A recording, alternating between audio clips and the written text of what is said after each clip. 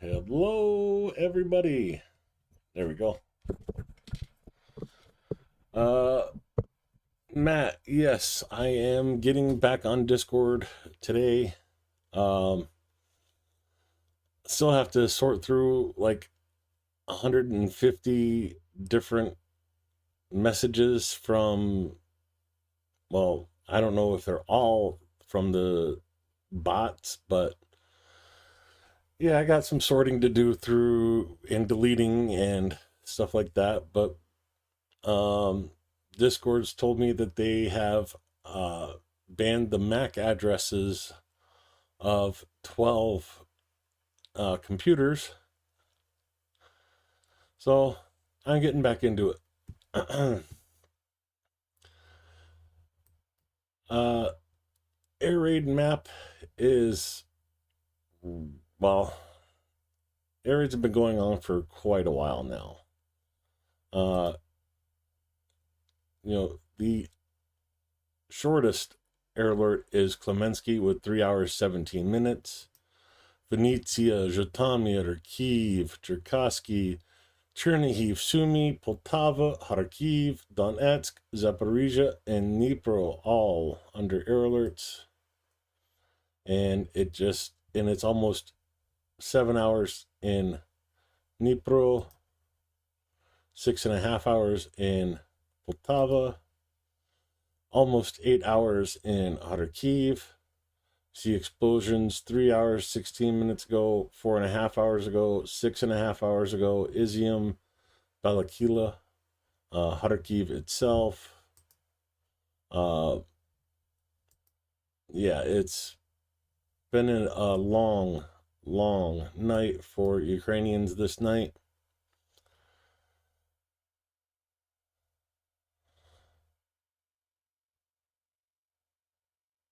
Hey there, Pat. Adam Rounds in chat. Mr. Jim. Linda H. Matt German. Steve Sane. That covers everybody. Oh,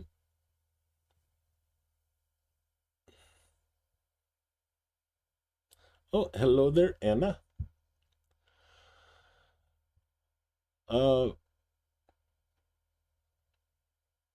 Before we get into anything else, I would like to remind everybody that I am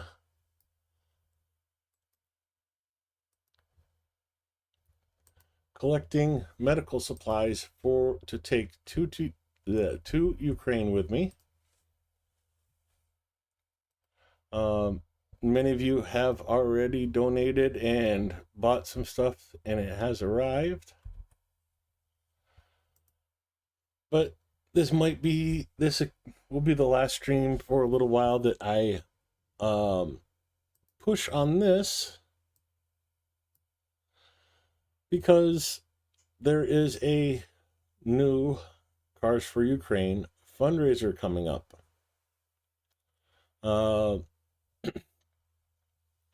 So we'll do more about that. Well, Sunday's my day off, usually Saturday is my day off, but I'm going to be taking Sunday off tomorrow and come back to you on Monday, and we'll get into the Cars for Ukraine campaign on Monday. But in the meantime, if you do and can afford to, please go to the wish list and send some medical supplies with me to Ukraine this September.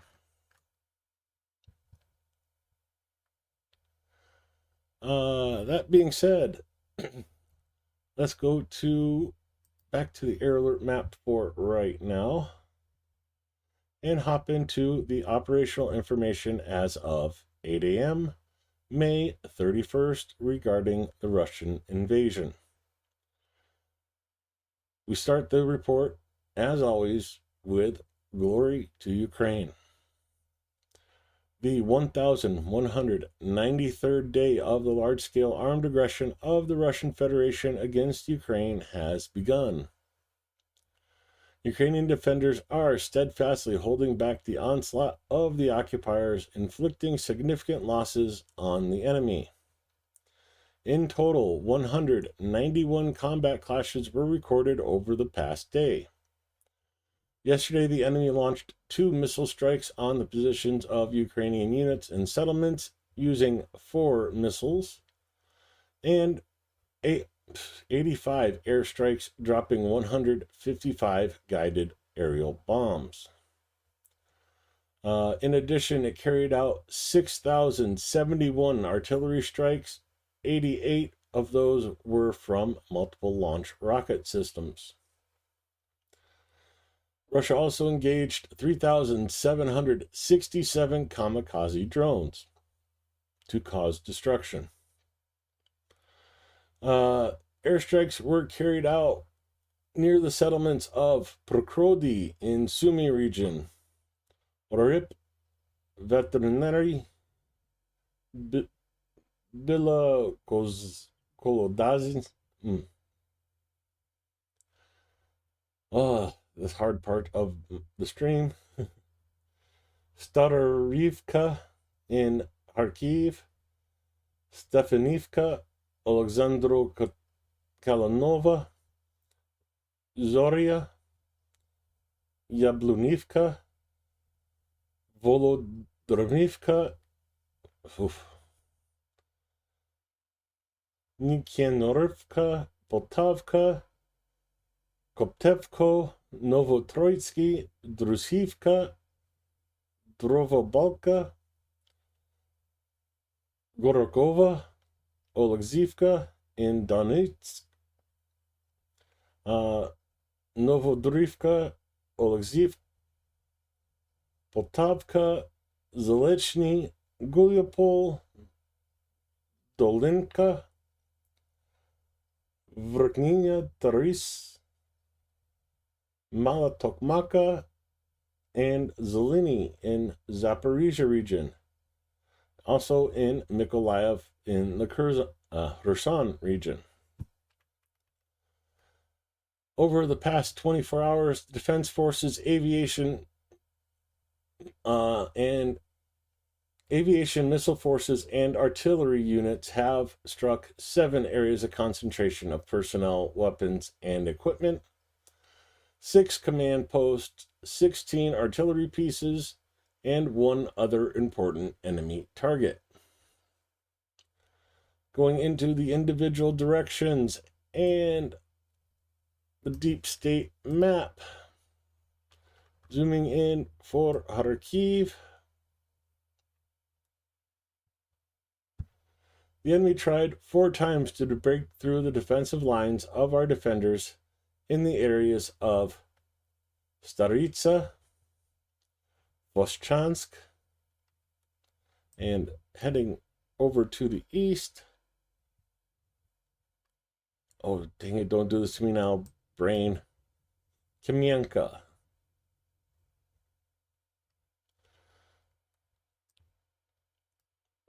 There were 11 attacks by the invaders in the Kupiansk direction yesterday. Our defenders repelled enemy assaults in the areas of Kindrashivka, Stepova Novosilka, Koleshnivka, Zarazova, Bishkiani, and in the direction of Zeleny Gay. Heading further to the south to Limon direction. The enemy attacked 29 times, trying to penetrate our defenses in the areas of the settlements of Gorivkivka, Kopanki, Rydkobub, Zelena Dolna, Torsky,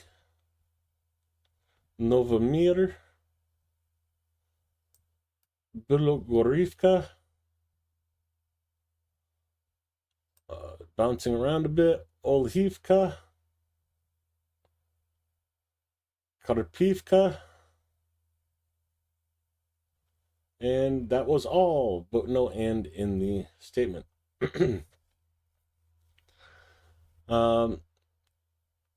Yeah, Russia has made quite a bit of advance in the Nove area in the last few days. Unfortunately, the map does not want to update.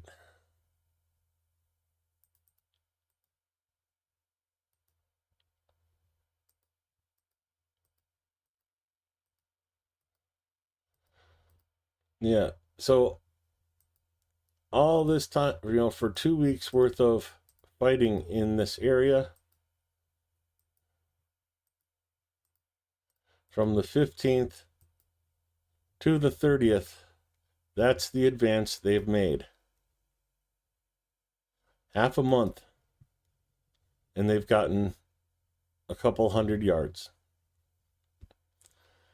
Just wanted to kind of point that out before we head over to Servisk, where our soldiers successfully stopped 11 attacks by the enemy in the direction of Girogorivka.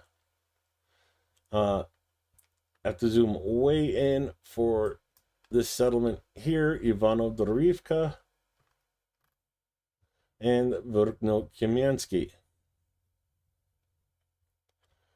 Heading over to Kramatorsk direction, of course, Slovansk and Konstantinivka, Drusivka. You'll hear a lot about these settlements in the reports. But in the Kramatorsk direction, the occupiers attacked twice in the areas of Chasiv Yar and the small settlement of Bilahora. Bilagora, sorry.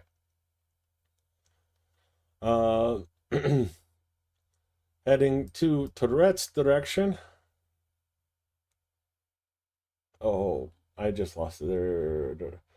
The enemy carried out 11 attacks in the Tourette's area in the directions of Divlivka, Plashkivka up here. So it must be these like little fingers that the Russians are sending down the road. And Yablunivka.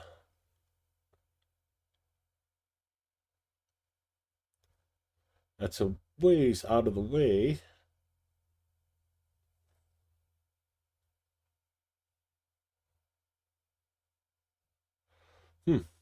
Interesting. Anyways, moving over to Pokrovsk direction. Unfortunately, still the hottest part of the front, but we see other areas are becoming just as active. But in the Pokrovsk direction, our defenders stopped 47 assault actions of the aggressor in the areas of the settlements of, zoom in here for you, Zoria, Rusin Yar, Poltavka, right next door, Shevchenko Potoshi. For some reason, Shevchenko Potoshi is not on this map. Oh, it is if you zoom way, way in. This settlement right here. I am curious. So if we go and try to find Shevchenko Potoshi,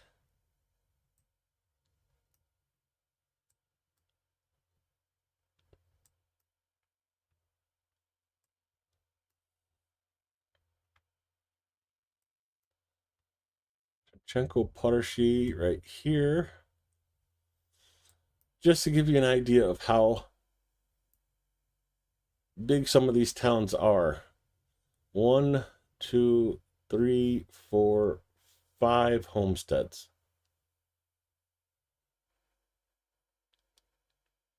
Maybe more, but it looks like only 2 of them are active, maybe, because this one has their garden here. This one looks like it may be farming this plot of land here. And this one does not look like it has a garden at all.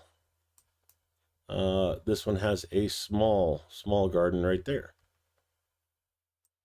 So, yeah. Russia is having problems with villages of 5 homesteads. Let's keep that in mind when everybody says, oh, Russia is winning.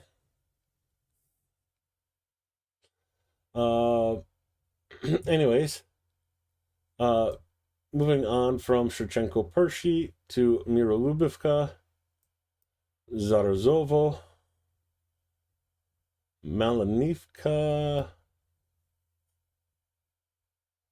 Elizavetivka, Lisivka, Novosurivka, which is way over here, Udashny, Andrivka down here next to Constantinople, Mravka, which is up here, Koltin Yarka, and Oleksivka. Excuse me. Ooh. Remember, yeah, Kyiv in 3 days. Yeah, Kyiv in 3 days and Trump in 2 weeks.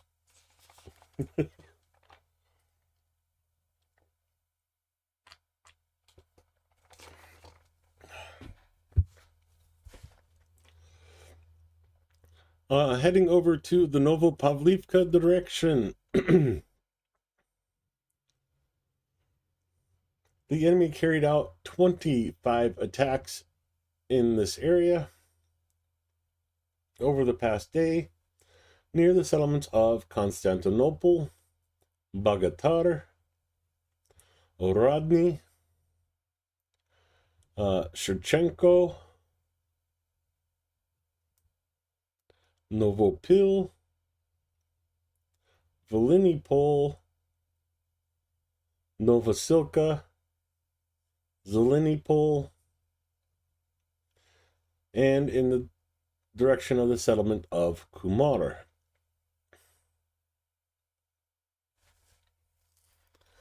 No clashes were reported in the Huliopol direction over the last day.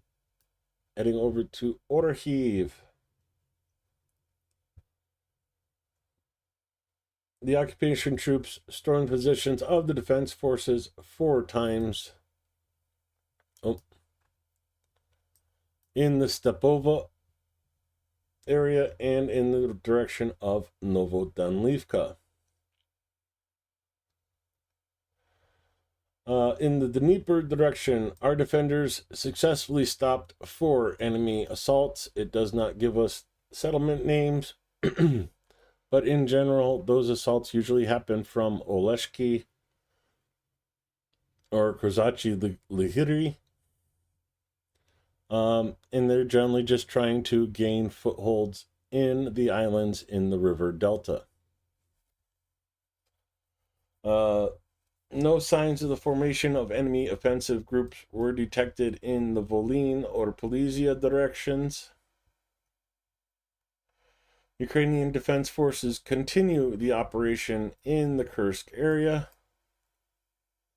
Over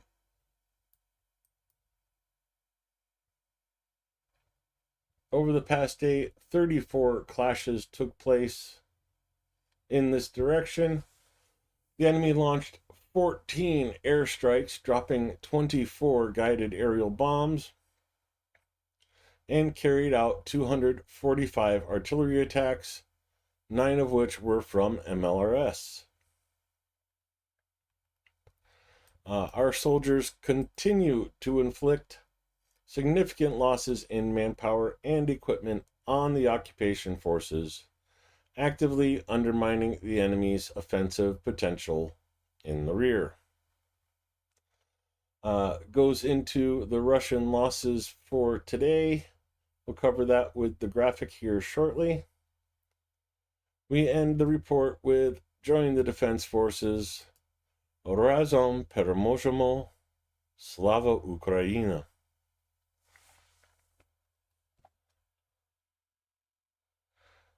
Russian measurements are based on potato root clusters.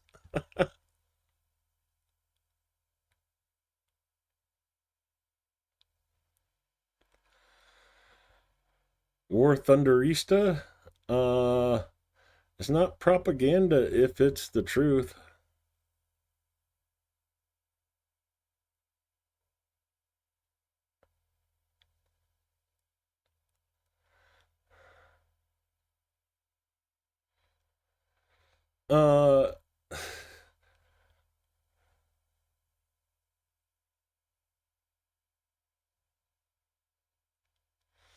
That's how far.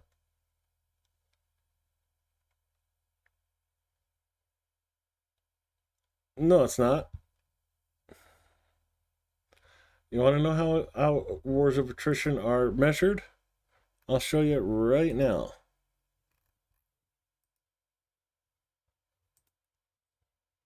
This is how wars of attrition are measured. Almost getting close to 1 million losses for the Russian in personnel alone. Today alone, or should say yesterday, 1,250 Russian personnel injured or killed, bringing the total to 987,330 personnel Russia has lost since the beginning of the invasion. On par to reach 1 million, my guess is by June 13th, Friday the 13th.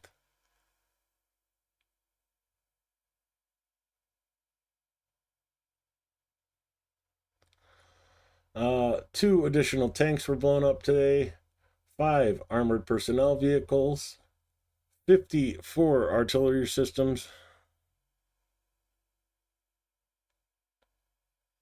Yeah, and I can't really take you seriously, War Thunderista. You know, named after a video game. 2 MLRSs, 1 anti-aircraft warfare system, 145 UAVs, 109 vehicles.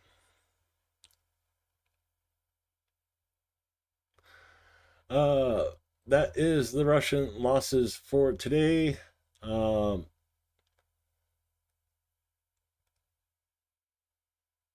get this out of the way. And heading over to Telegram and some of the videos the Ukrainian soldiers have shared on Telegram. Start with those ones before we go to Zelensky's address for today. Передай що-нибудь. Всім привіт, кого не бачив. Це наш крайній виход. Сука. Таракан веселый, блядь. Замок. Здорово всем, блядь. ПТЗ 2025, нахуй.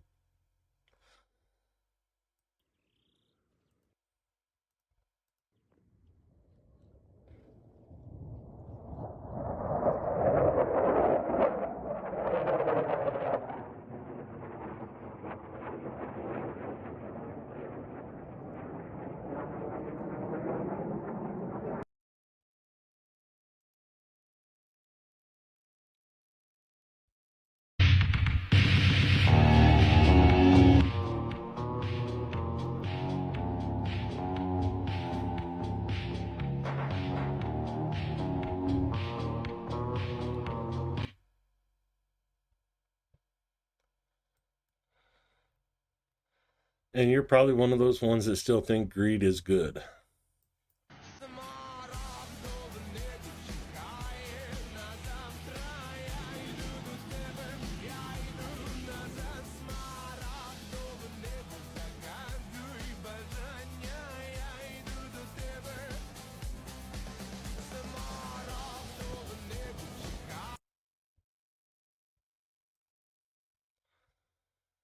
That's the videos we have from Vona, Ukraine, heading to Zelensky for his speech for today.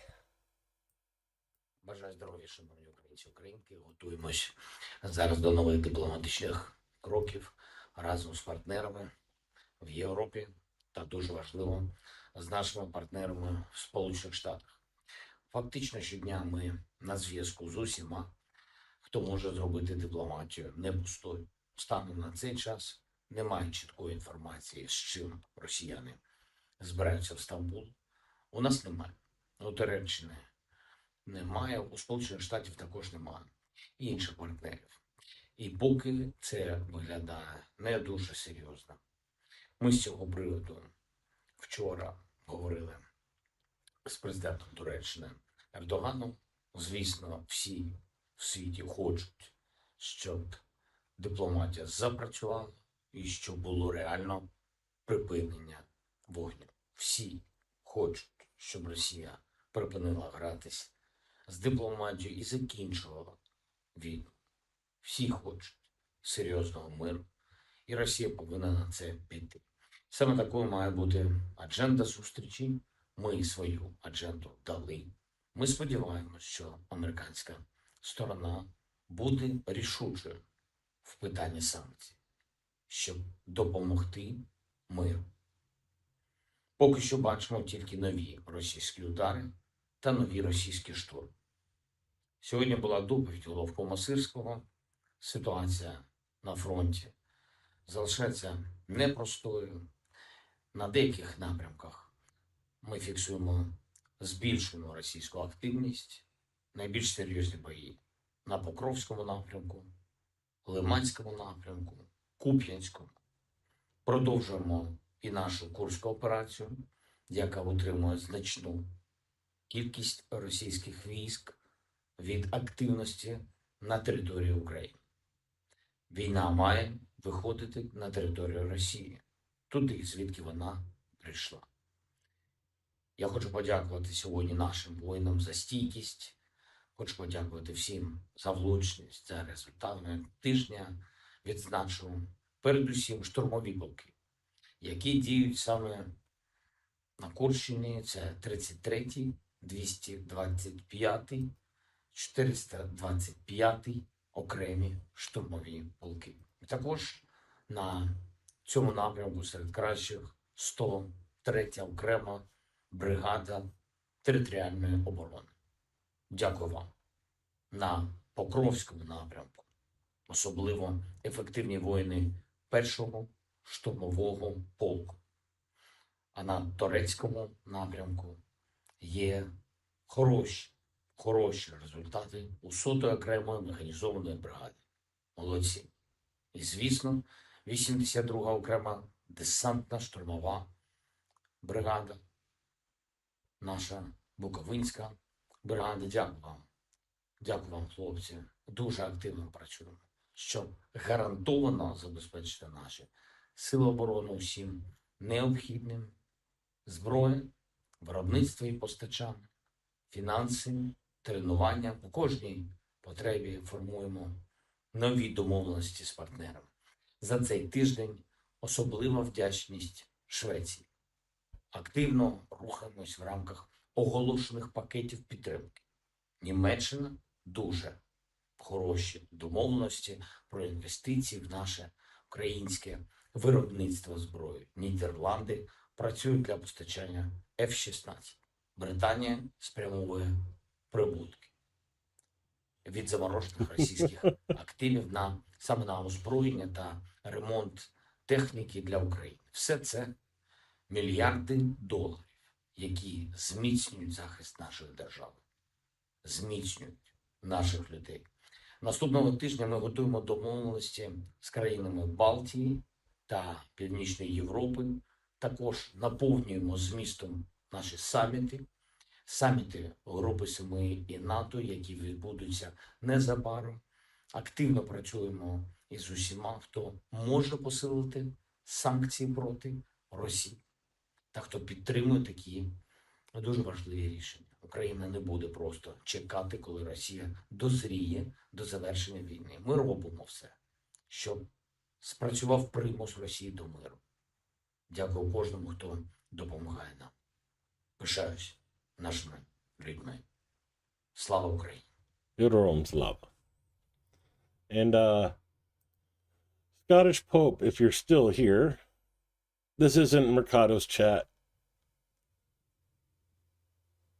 And yes, I remember the shit you did from then. Oh, and now you're coming back.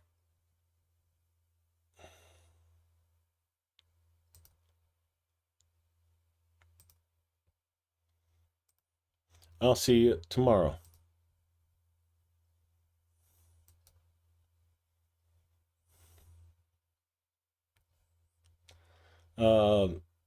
Yes, the shit you spew in other people's channel, and if I see it, it's going to affect you in my channel. Sorry.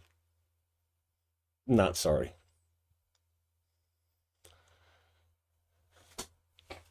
Bye-bye.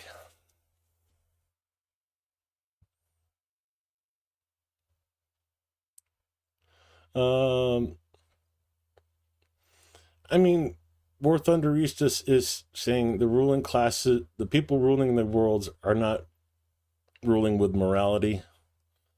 For the vast majority, yeah, I can kind of agree with you that just look at Trump.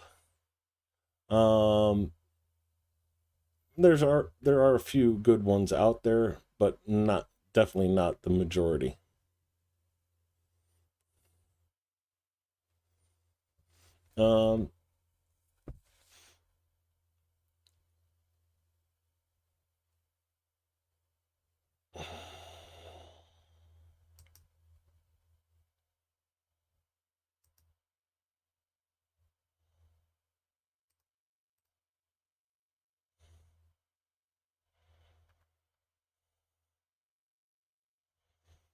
See how many more accounts you have, Scottish Pope? I'll keep banning them.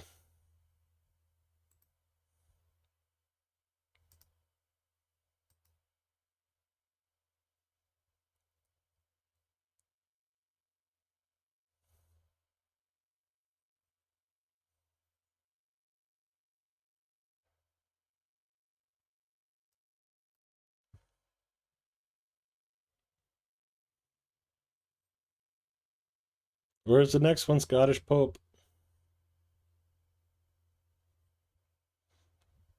Andrew, if anything by Scottish Pope gets posted, just ban them.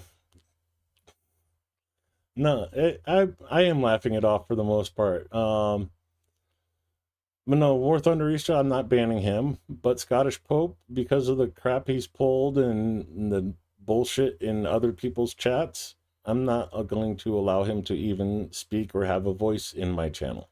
So bye-bye, Scottish Pope. The fact that he's sitting there bypassing YouTube's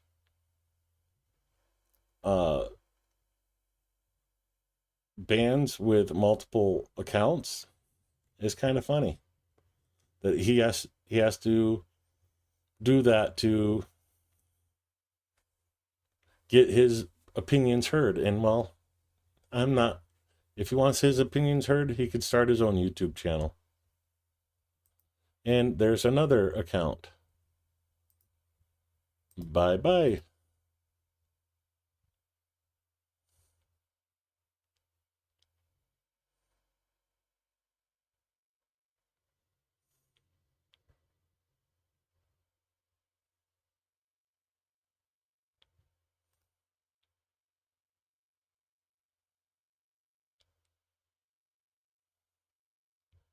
Next one. Come on, Scottish Pope, waiting for you.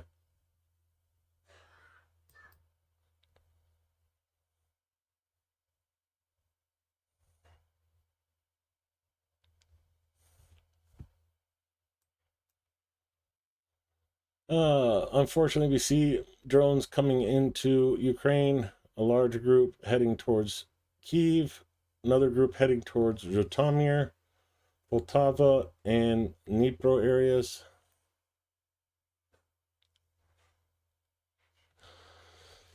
Hey, must be doing something right to get the trolls. Unfortunately, it's just that one person. No, just not gonna deal with it. Not from him. Anyways, moving on to Canty's Center. Hey there, Mick Riley. How's it going? And give you guys a preview of some of the videos to come as we scroll to the top of the day with the drone report from last night.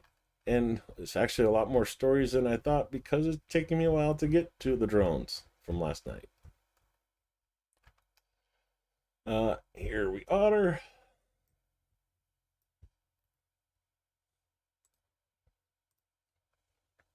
Uh, 107 enemy UAVs were launched. 69 were shot down. 3 anti-aircraft missiles were destroyed. 2 jet attack UAVs of those new ones that they're converting from practice targets. Kharkiv, Sumy, and Donetsk were the main areas of concentration of the attacks. But attacks were recorded in 13 locations.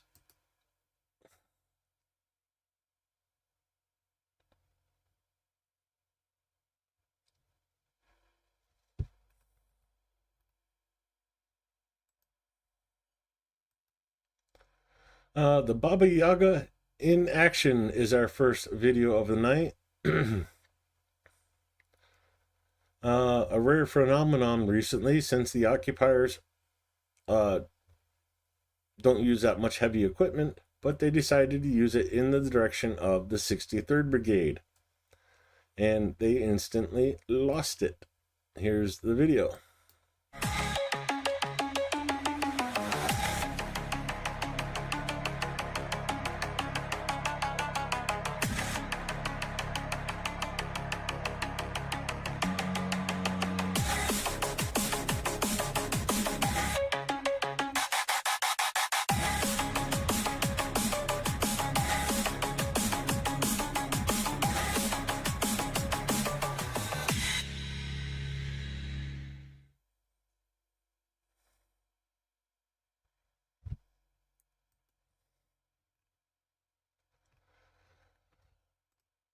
Karma for the Russians.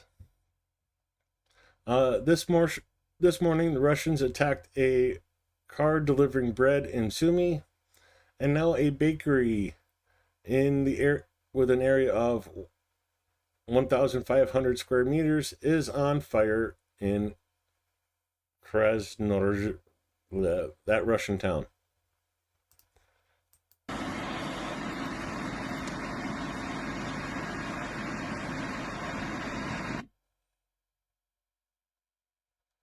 Oh, eventually I'll get all of his accounts blocked.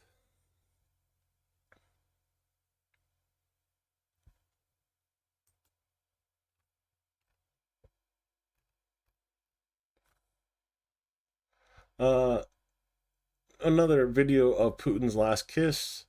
Yeah, you want to see that one? Unfortunately, you're gonna have to come on Telegram and watch that.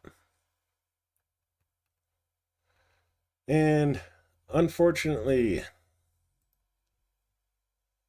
like in Kherson, Chernihiv, and Sumy is turning into Russia attacking civilians at random. Here's the video from Chernihiv.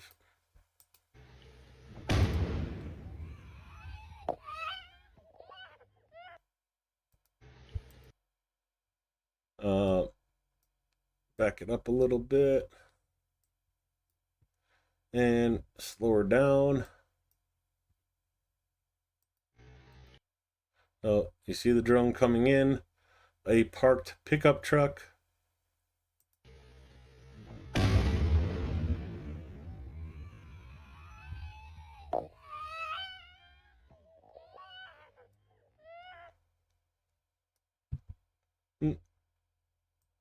That is Russia for you.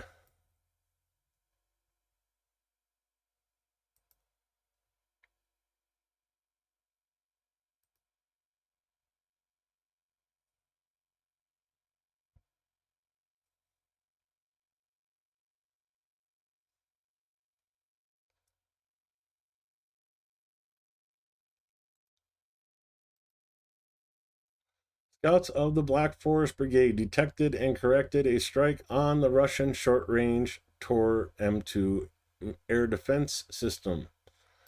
Just remember, these are not used for attacking aircraft like they're supposed to be. Russia uses these to attack apartment buildings. So I always enjoy watching these things get blown up.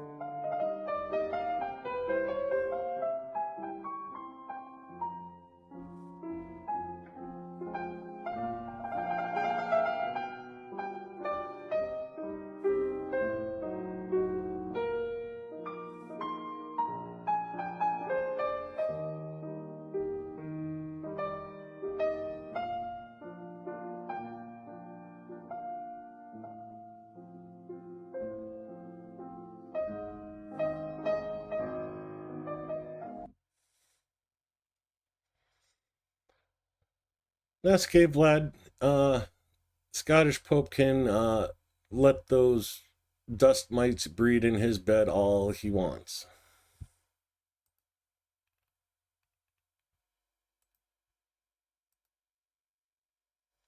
A moderate Ural was burning in the Kakovka region by where the old dam was.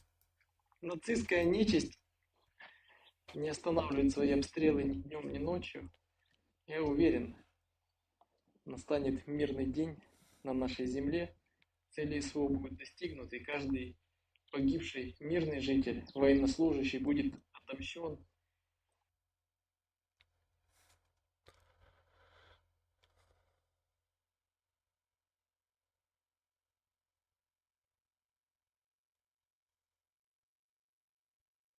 Michael Max, the Tor air defense system is designed for air defense. Think about it. Use your brain a little bit.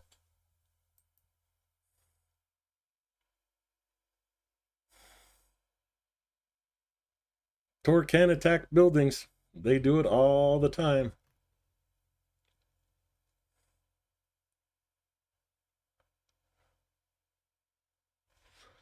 But you said it backwards. It's not yeah, of course they're not capable of air to ground because they're on the ground themselves. It would be ground to ground, but come on. Use your brain. You know, the S-300s and S-400s are air defense systems, and Russia still uses those to attack apartment buildings.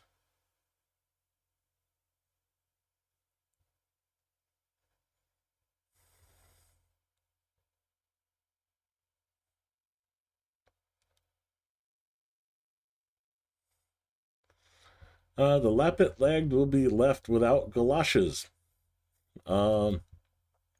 Rubber plant in Russia got hit with a UAV.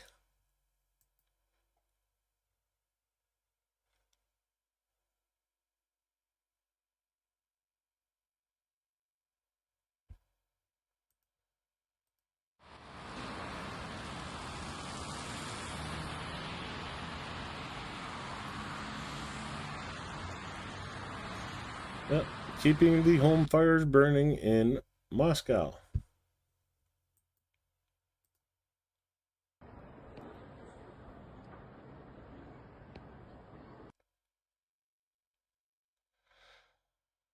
Michael, you have to be flying to do air to ground.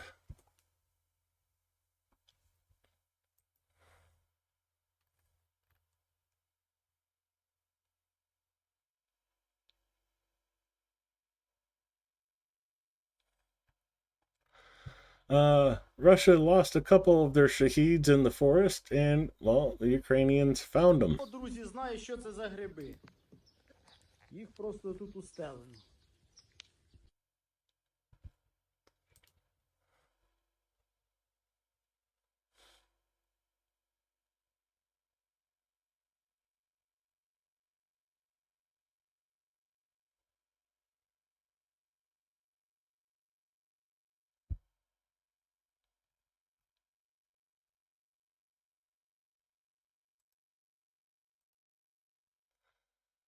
Today in Novopavlivsky direction, drones of Bulavka unit hunted a very important target, a zoo park radar station.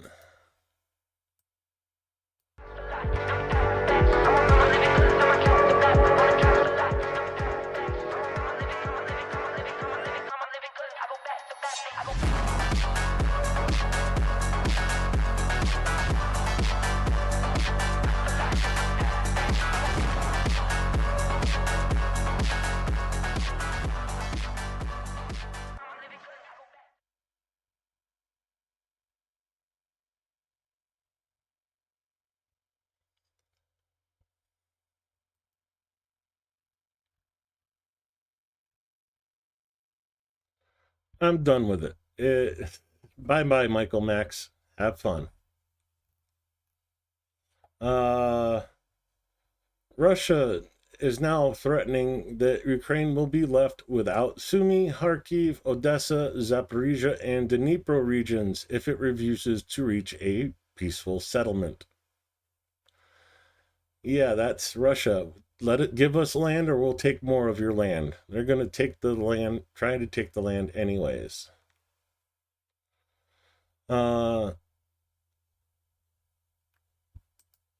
Russians hit a frontline village in Zaporizhia with a guided aerial bomb. A 9-year-old girl was killed and a 16-year-old boy was injured.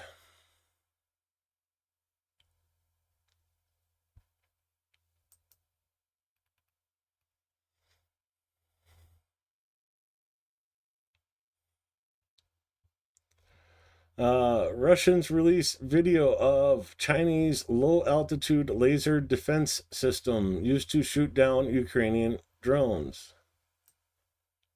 For anybody that says China is not helping Russia, here you go.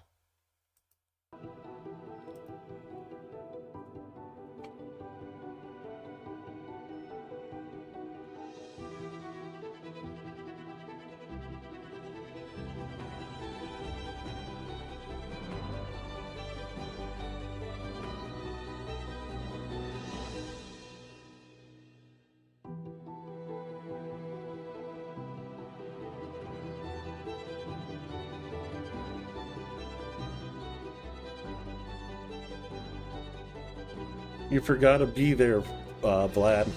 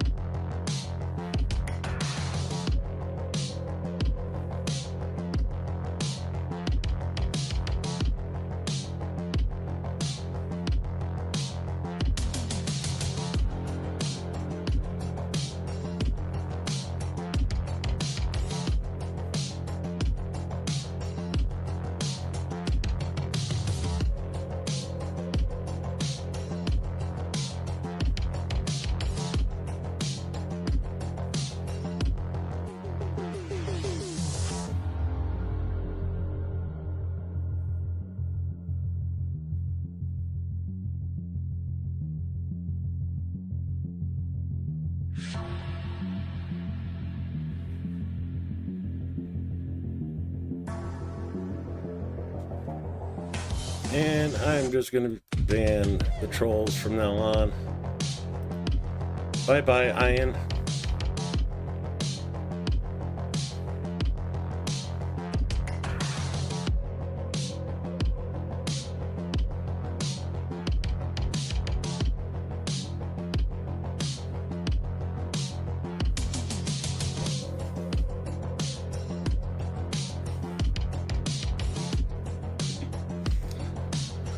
trebuchets and ballistas, right, Mick?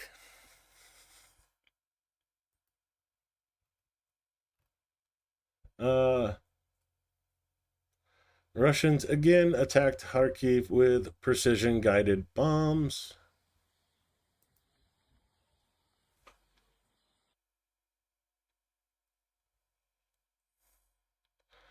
I think I finally got all of Scottish Pope's stupid accounts with how many spaces after the name. Don't tempt me, Anna.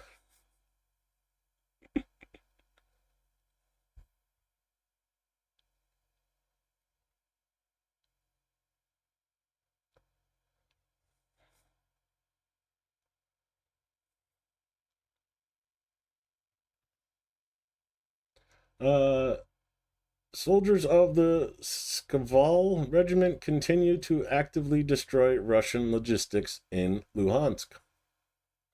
4 trucks, 3 loafs, and 2 cars.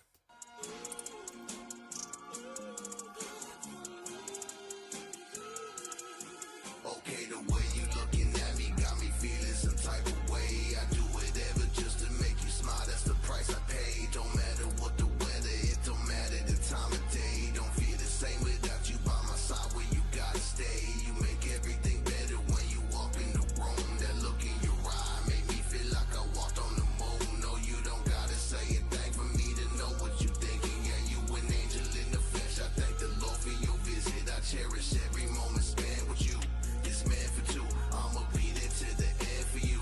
Forever true. Baby, you so baby. You make my heart go crazy. I wanna give it all to you. There's never no oh maybe. Been on the low lately. I've been oh so jaded. You my go-to lady. I stay hopeful daily. I just pray that you gon' be there when it's all said and done. Nowhere to run. Let's take a walk on the sun. What?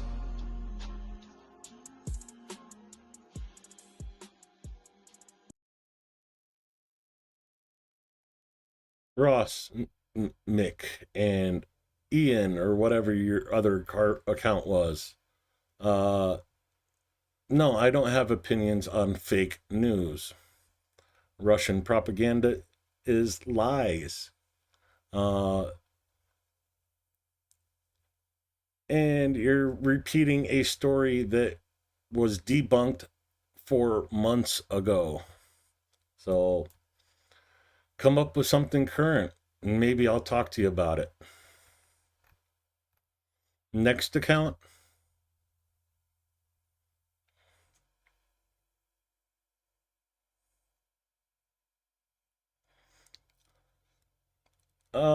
Oh, you're talking about the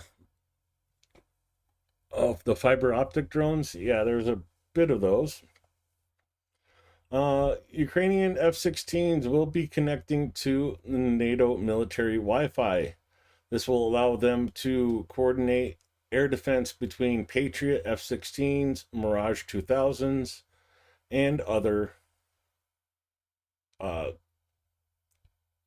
systems, and better coordinate their air defense. Well, good news coming from that end. Strike on Russian Supercam UAV operators by soldiers of the 14th Regiment.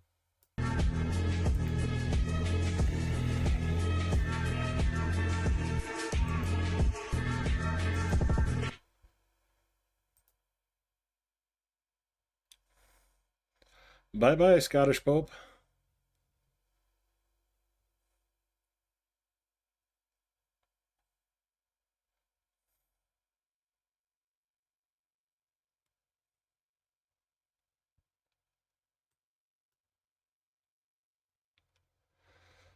Yeah, he has about 10 or 12 different accounts with like different number of spaces here, there, whatever. So it always keeps showing up Scottish Pope, but it's the same guy out trolling YouTube and knows he's going to get banned, so he has multiple accounts to get banned with. You know, it must be getting banned pretty much everywhere to have to come to a channel with 440 subs to try and spew his bullshit.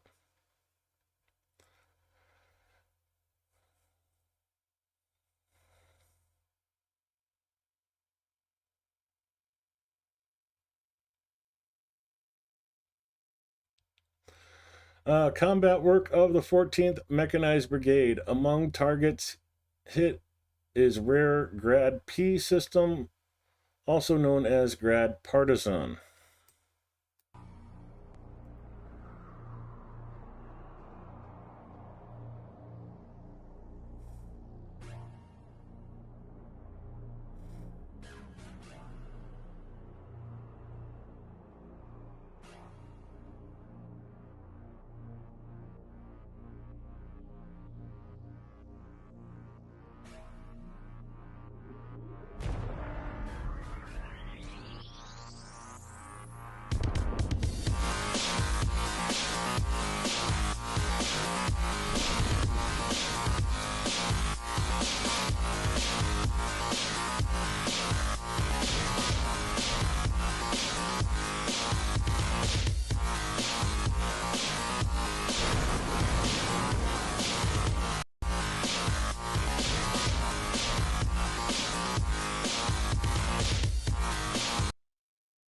And I can't get a really good view of it here.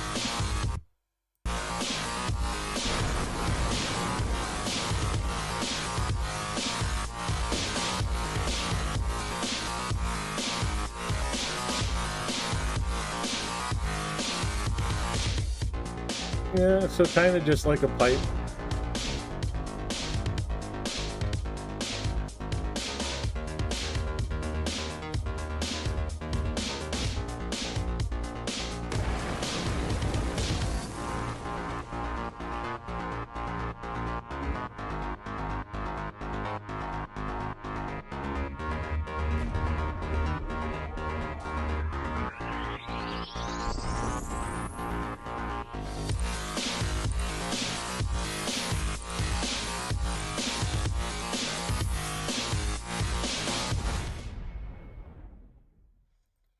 Doom doom. Bye bye.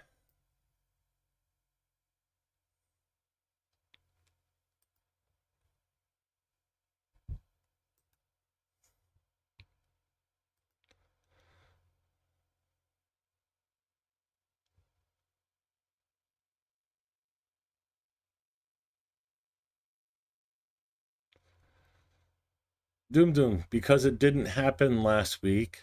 It happened. That story first came out 5 months ago. It was debunked 4 months ago.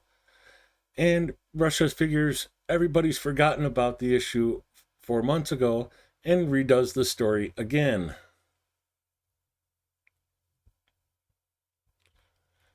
That's how Russian propaganda works.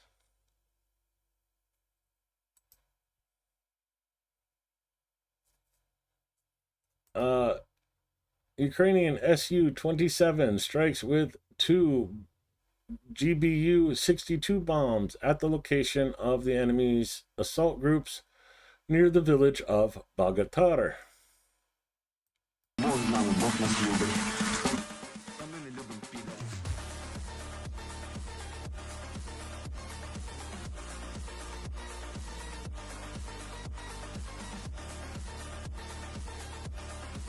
Yeah. Oh, yeah. That part's funny too. How I'd love to know how I'm grifting on a unmonetized channel.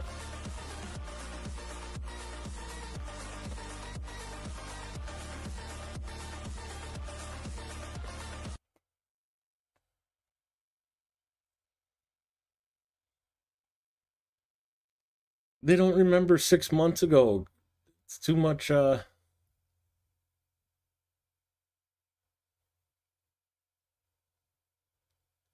Yeah, that was Russia handing over 200 Ukrainian civilians. Read your story right.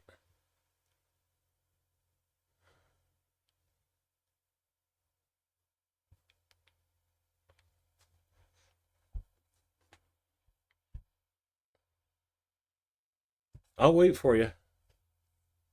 No, no, I won't wait for you. Uh,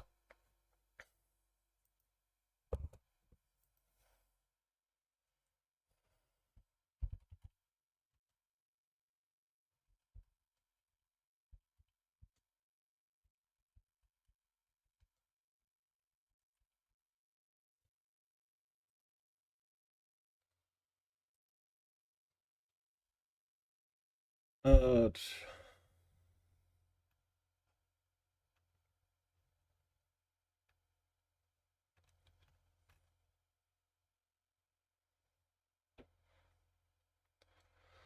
the exchange was the latest of dozens of swaps, released 70 men who'd been involved in the defense of Mariupol.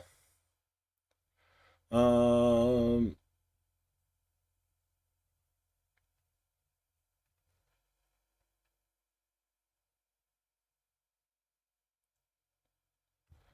not on there.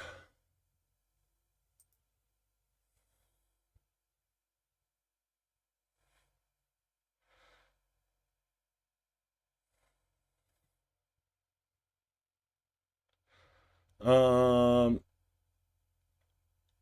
120 civilians. Uh,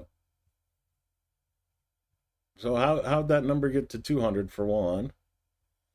But that is Russia taking civilians as prisoners. And I'll tell you how Ukraine gets civilian prisoners right now. I don't usually include these stories because Russia recruits Ukrainian civilians to carry out terrorist acts on Ukrainian soldiers. Those civilians get arrested and are sent to Russia as they should be. If they want to live like a Russian and work for Russia, they can go to Russia.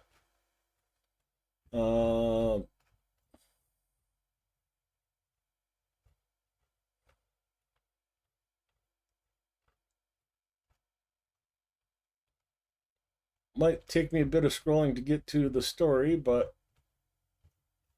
there was one instance yesterday.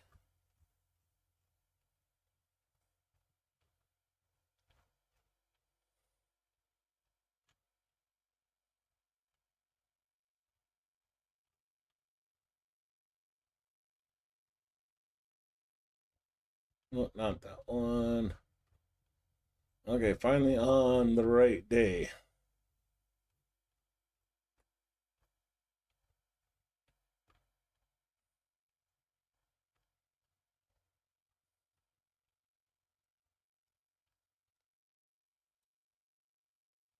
Oh, come on, where is it? Where is it? No, not that one, not that one.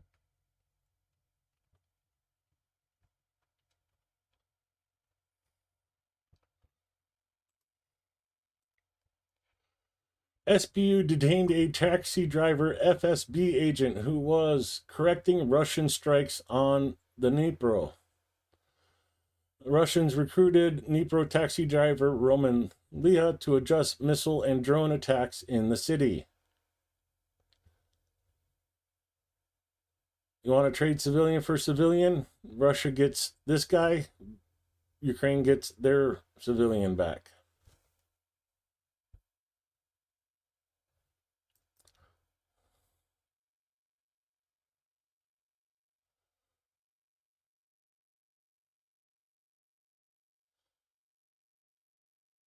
Yeah, how about the children that Russia has kidnapped? Almost, what was it, 800,000?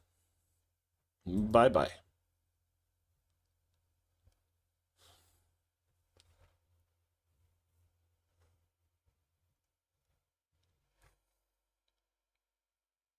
Next account.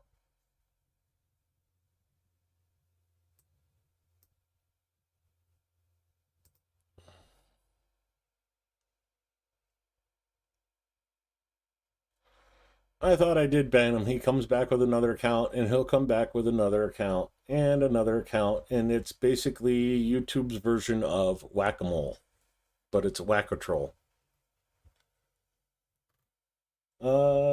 Covered that one. Birds of Madiar, Worm Busters.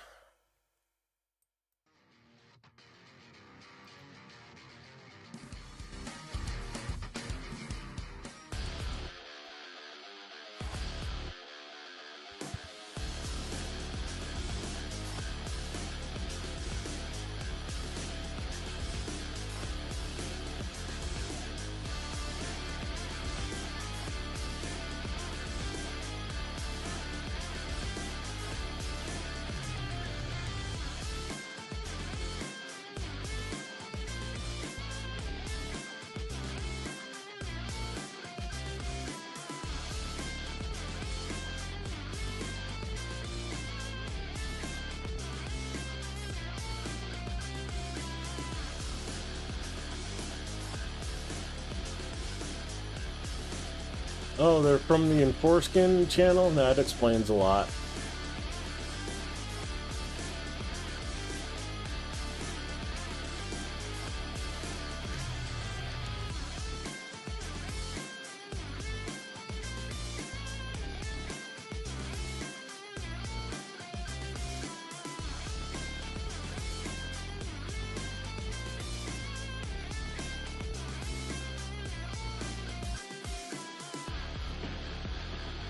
Yeah, the accuracy that those drone operators have is amazing, considering they're doing that through a VR headset. And if you ever tried VR before, you know that's not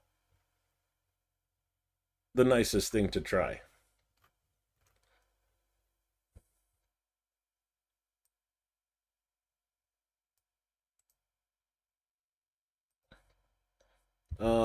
That's a duplicate video. Some awesome footage captured by a Ukrainian drone watching their helicopters. Check this one out. This is worth.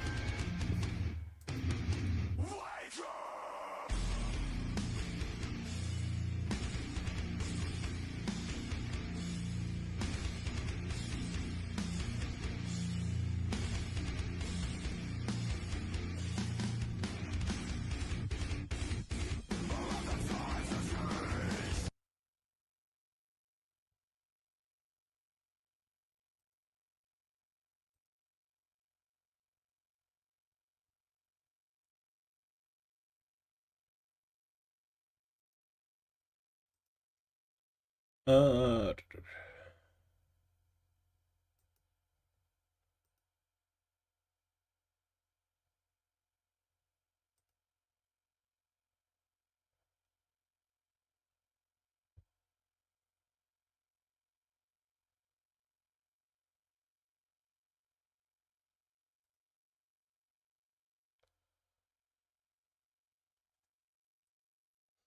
how many accounts you gonna burn today, Scottish?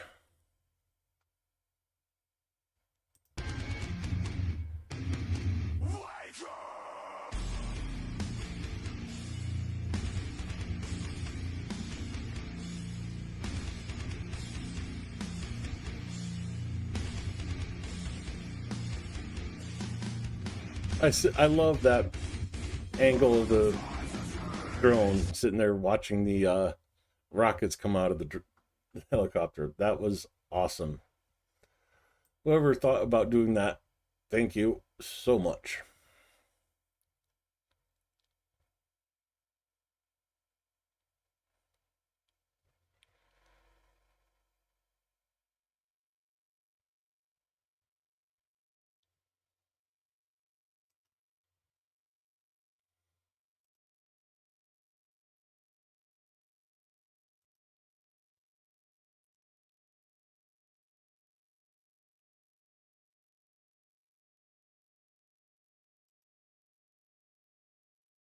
That one deserves a report.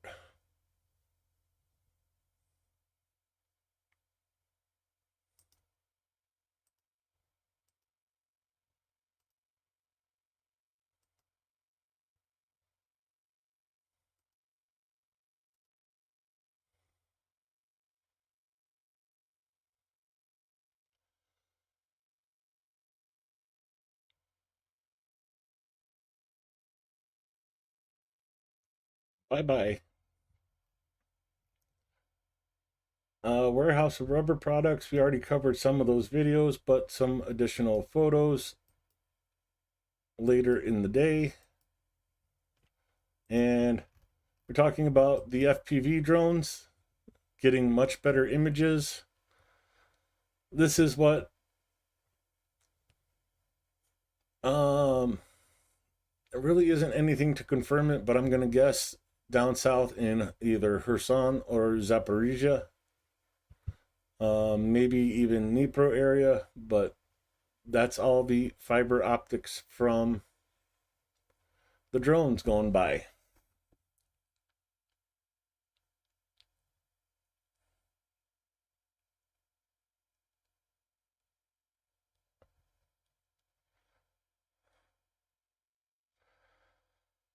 Yeah, some of the videos that the Russians put out about what they do to prisoners and their own people can be pretty nasty. Like the one commander putting the bucket and whacking dystopian spider webs. There was a video we watched a couple days ago. The commander of the Russian unit put a bucket over the guy's head and started wailing on the bucket with a giant branch. When the branch broke, he took the helmet or the bucket off and started kicking him. Well, he was duct taped to a tree.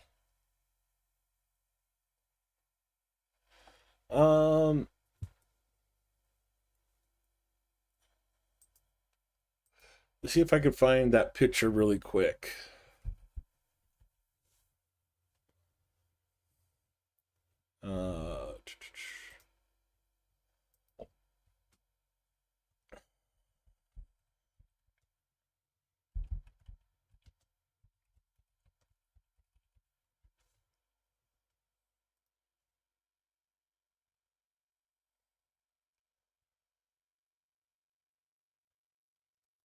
So essentially, no, that's a YouTube video. I don't want a video.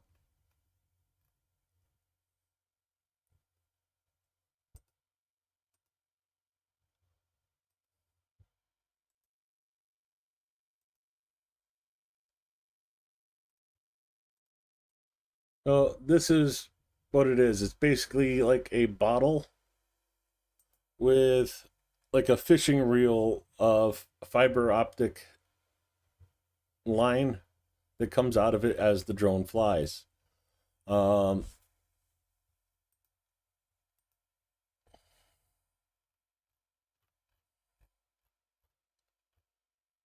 Here's a good picture of that.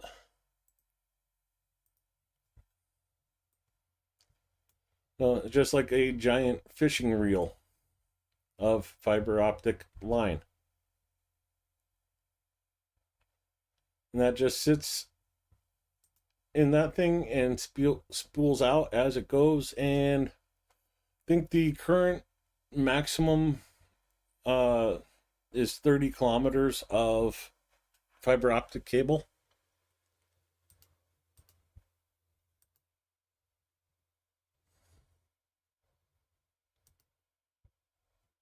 Oh, get back to chat.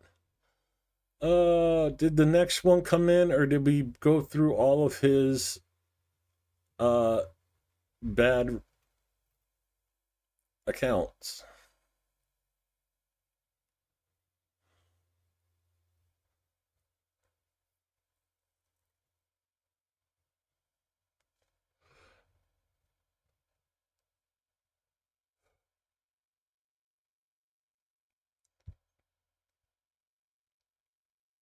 I mean, Ukrainians are not going to run out of fishing line. They just have to go to the field, find an end, and start winding it onto the reel. There's your new fishing line. Very high strength. Although I'm not sure how fiber optic cable would hold up to the rigors of reeling in a fish.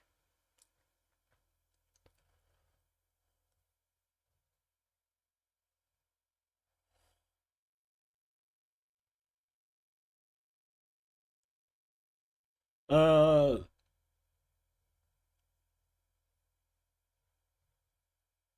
the fiber snaps easy if bent enough. Yeah, so it might like break the hook off when the fish bites into it. So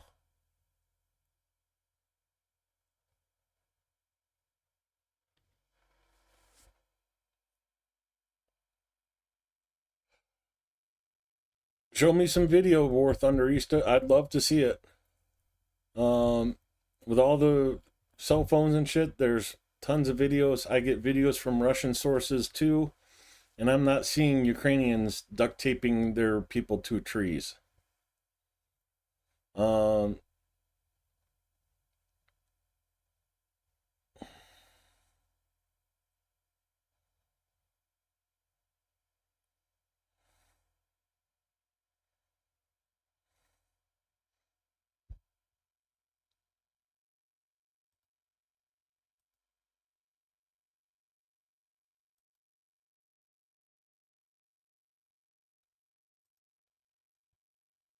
well, you find it to me, send it to my Telegram channel. The link for the Telegram channel is in the description below. I'd love to see it.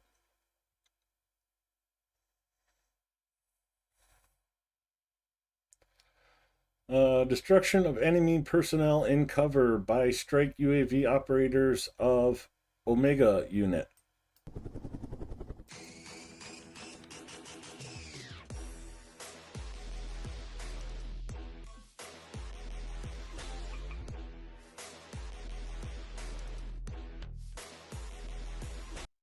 I know there was a few cases of that for looters in the early days of the war. But I have not seen that anything recently like that.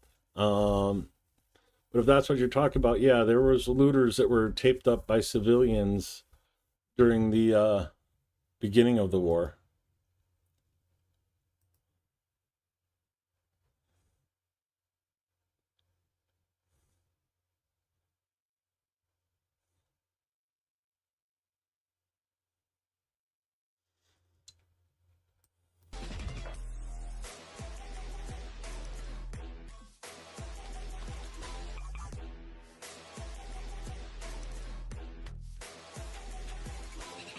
So you're talking about something from 3 years ago, and I'm talking about something from 3 days ago.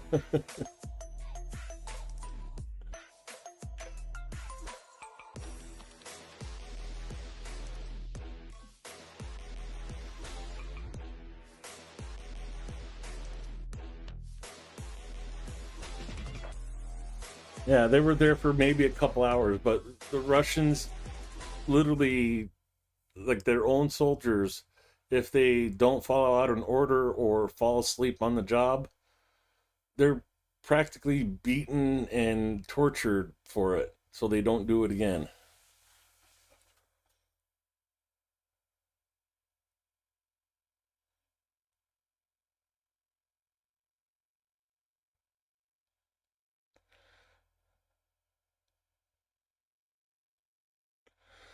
Oh no, it's not an Eastern European thing.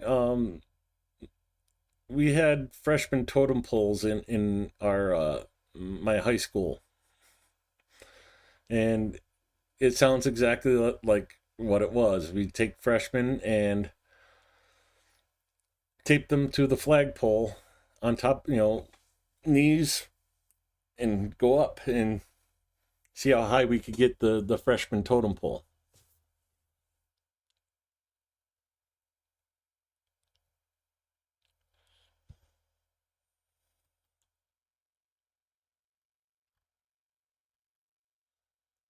In Petropavlivka, in the occupied part of Kherson region, drones cut off communications and stopped Russian military transport.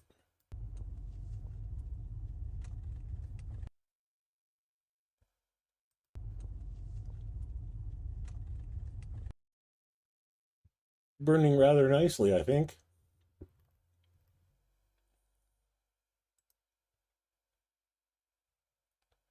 Oh, I think I've ran out of translation from Telegram for today. Archival footage of the work of the 5th Separate Detachment of Omega. So archival footage, I'm gonna pass on that.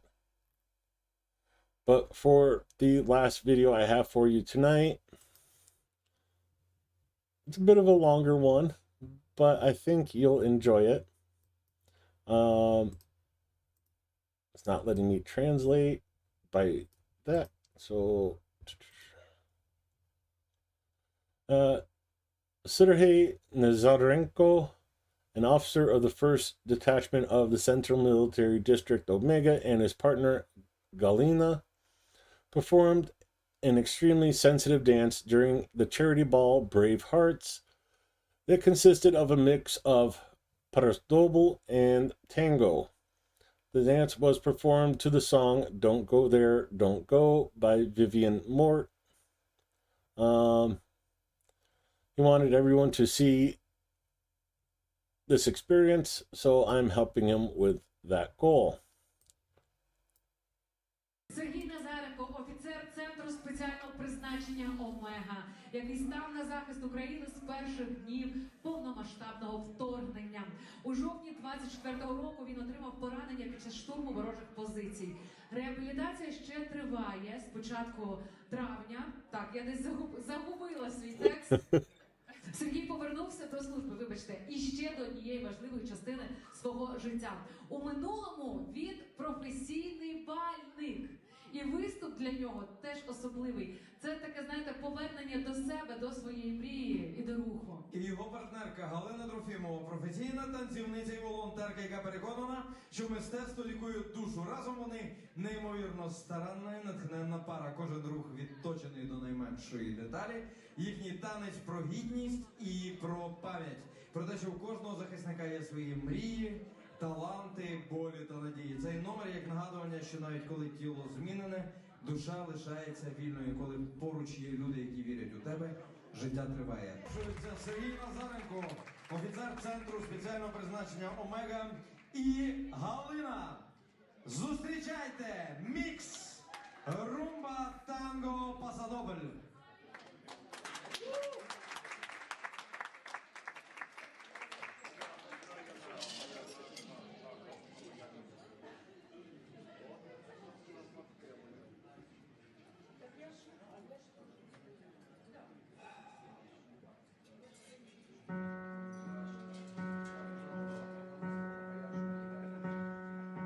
Не ходи ти тут, не ходи.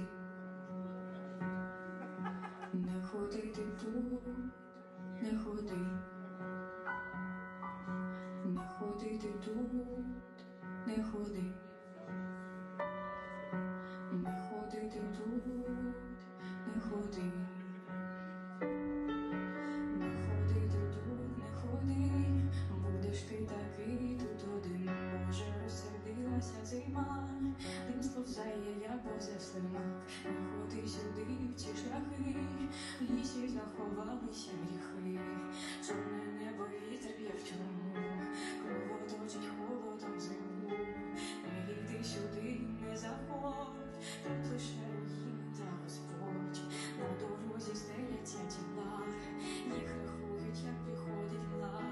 Про місця ці краще ти забудь. Кров текає, отруйна, наче ртуть. Люди перетворюються на кров. Роз'єднає серце вітер маком. Зникали імена, зникали міста. Друга написала, як кості міцна. Билися птахи, билися пітьми. Зведені чорні мури тюрми. Зникали імена, зникали міста. Друга написала, як кості міцна. Билися птахи, билися пітьми. Зведені чорні мури тюрми. Не ходи, ходи, ті шляхи. Mick, this video is a dance performance by the commander of Omega Group and his wife. This is a charity event for the ZCU, and just thought you guys would enjoy it.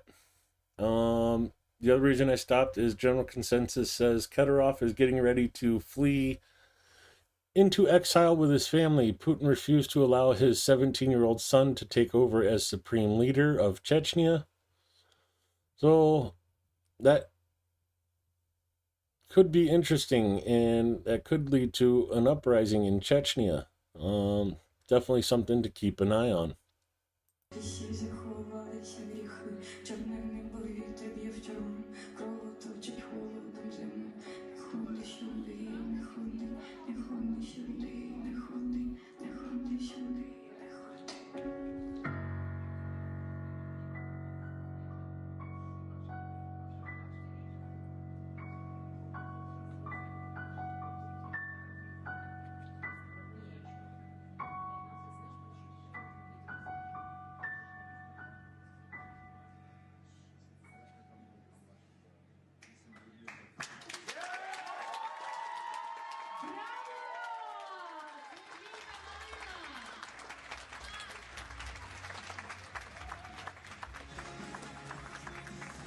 Браво! Багато разів! В момент кожної кульмінації танцю хотілося вам дуже гучно аплодувати. Знаєте, кожну вашу підтримку, якусь ви I'm going to end that video there.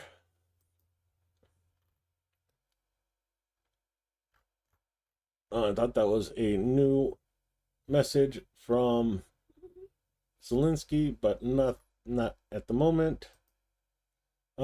Third assault. The first intergalactic is just around the corner, and if you are hungry, we cook and feed for any scenario. Starting today, Troika is opening its post-apocalyptic food truck, Azov Army food spot in Kyiv. Sportsnia Potosha, zone of smoked meat and favorite street food on a signature menu with a taste of the new world order. I ate, I supported the brigade, and donated to my friends on the front lines. Doner kebabs, burgers, pizzas are already sizzling. The fattest will survive. Fly in. I hope they keep this going into September.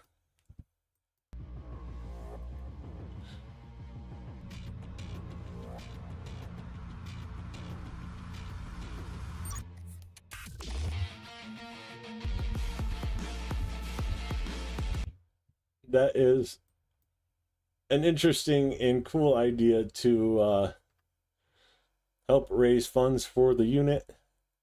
Make a food truck. Definitely thinking outside the box for 3rd Assault Brigade.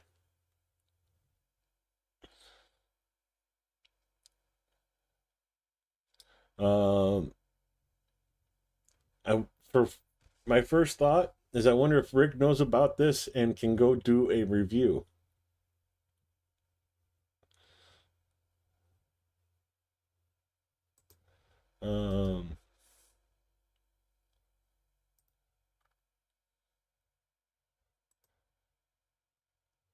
Let's see, forward, Rick.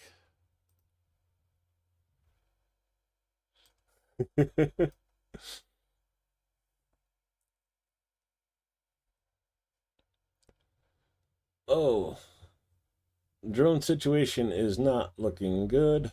Looks like drones are all converging on Kyiv, with a smaller group going to Poltava.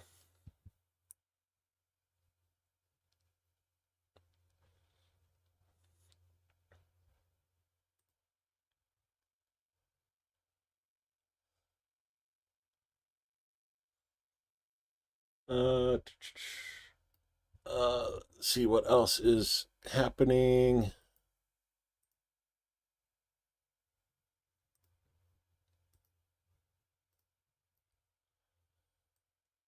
So, explosions reported in Nikopol from artillery shelling. Maganet, Dnipro region, shelling. Drones. Nazin in Chernihiv. More drones. Sumy region. More drones, Chernihiv. More drones in Dnipro. And that's in the last 15 minutes or so.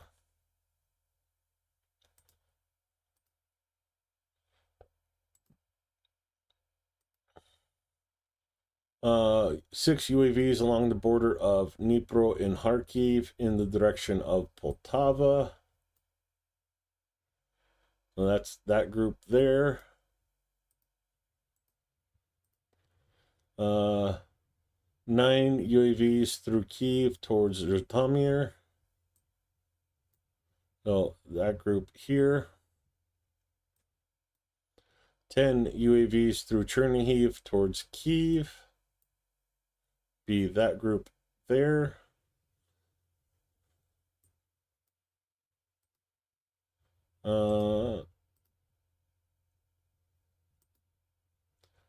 Kiev was clean at 10:27, and then but more on their way to Kiev.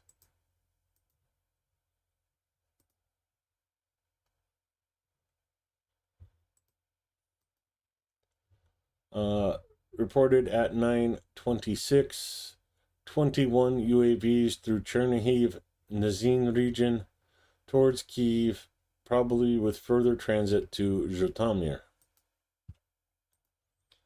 Tabora, Zhytomyr, UAV threat, Poltava, UAV threat,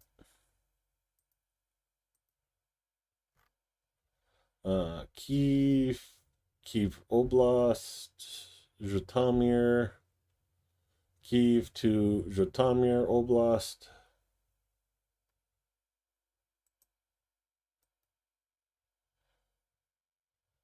"105 strike UAVs over Ukraine." When was this? This was about 7 hours ago. This is what started the air alerts, I'm guessing, hours ago, and is continued.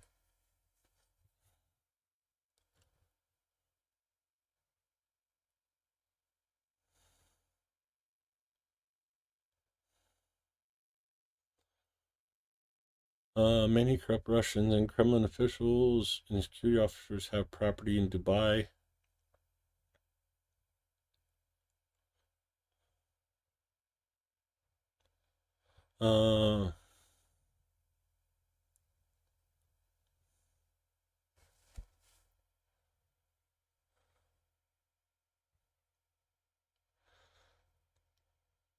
Yeah, I could see Kedorov finding his way out a hospital window.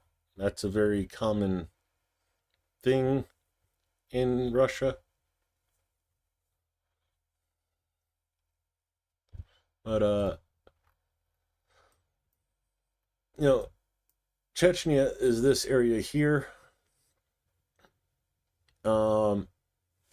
It took 2 wars to bring Chechnya under Russia's thumb, and Kedorov has been the one holding it there for the last few years. With him out of the picture, I'm wondering if we'll end up seeing the third Chechen war.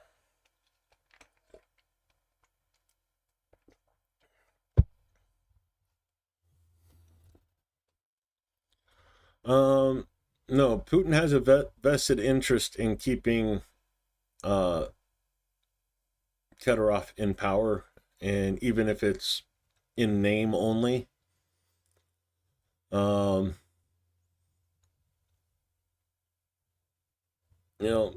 Might see Kedorov ruling from his hospital bed with somebody else actually calling the shots.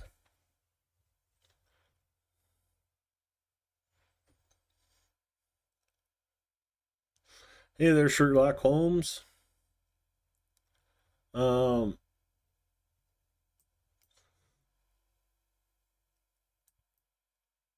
yeah, with this stuff going on in Syria, the situation in Chechnya could be kicking off.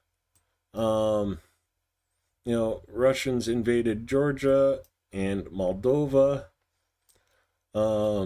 The stuff going on in the Black Sea. Estonia has reported several groups of Russians causing mischief in their area. Poland was trying Russian spy like last month. Germany was trying a Russian spy group as well.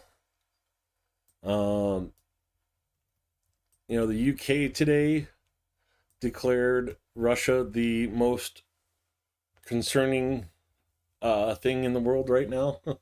I forgot the exact terminology used.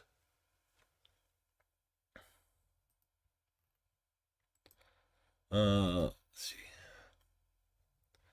Oh, Ravine getting an error alert. I'm wondering if this group of drones is going to be trying to push towards Lviv.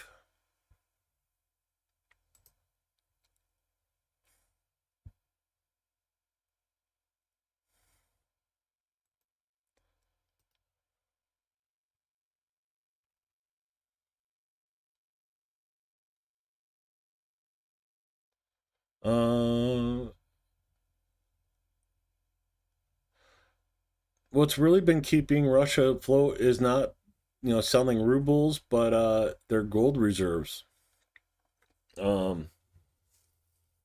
Russia's been flying around planes full of gold for a while now to pay China. Getting gold from China for oil. Same with India. Um,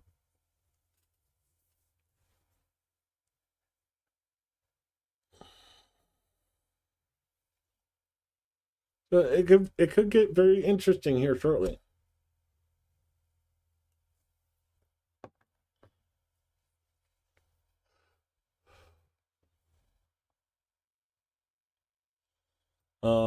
A lot of people were saying a couple days ago that June of next year, uh, the damage to the Russian economy will become irreversible.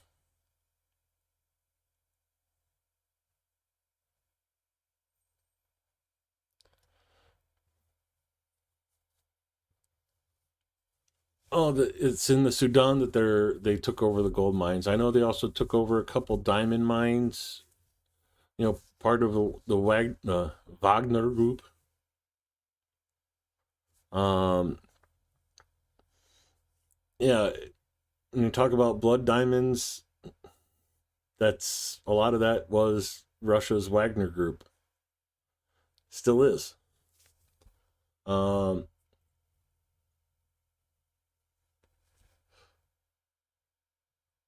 yeah, EU's also buying from Russia, and EU said, "Yeah, go ahead with the tariffs."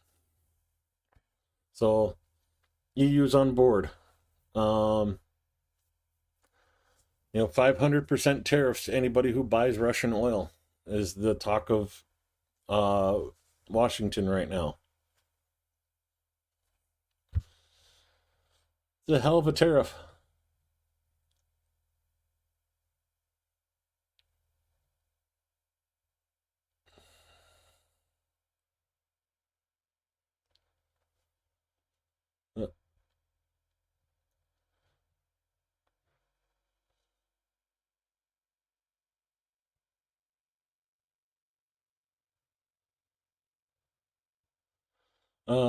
Constantine said Russian banks make loans at 21% prime rate plus 4%,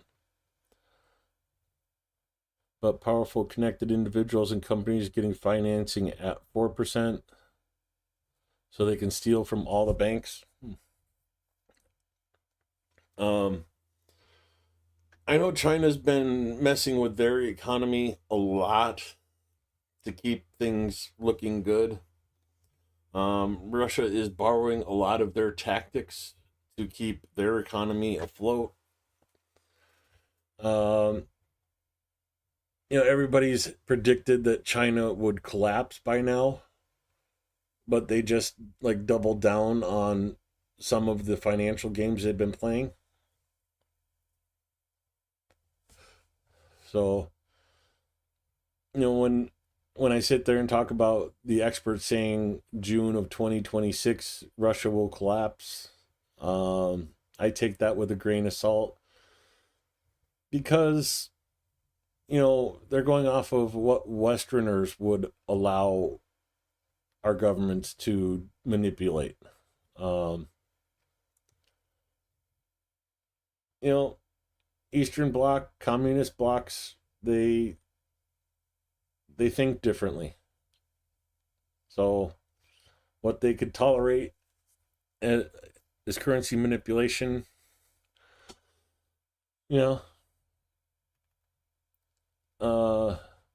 You know, it might be a situation like what happened in Zimbabwe. You know, $1 million banknotes to buy a loaf of bread.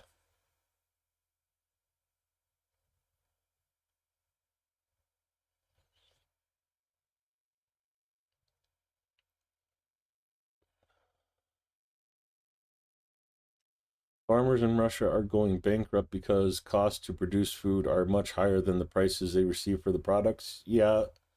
Um,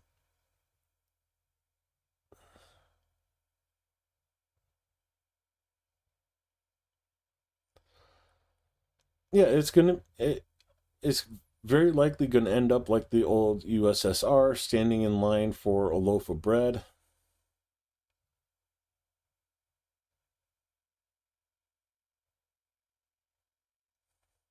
Hmm.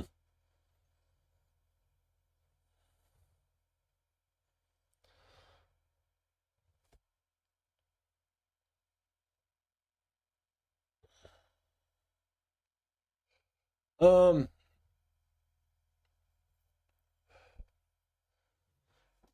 it all depends on how much our government allows our banks and loan agencies to manipulate the market. Um, you know, we saw a bit of what could happen in 2008 with the housing collapse. Um, Unfortunately, a lot of the America's economy is based around housing.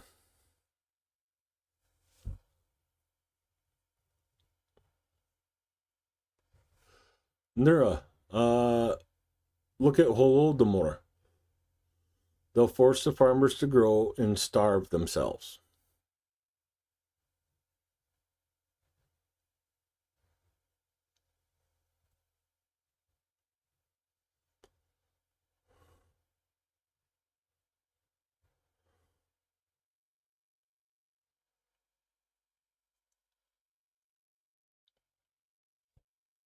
Um, yeah, there's large parts of Russia that the Chinese consider theirs.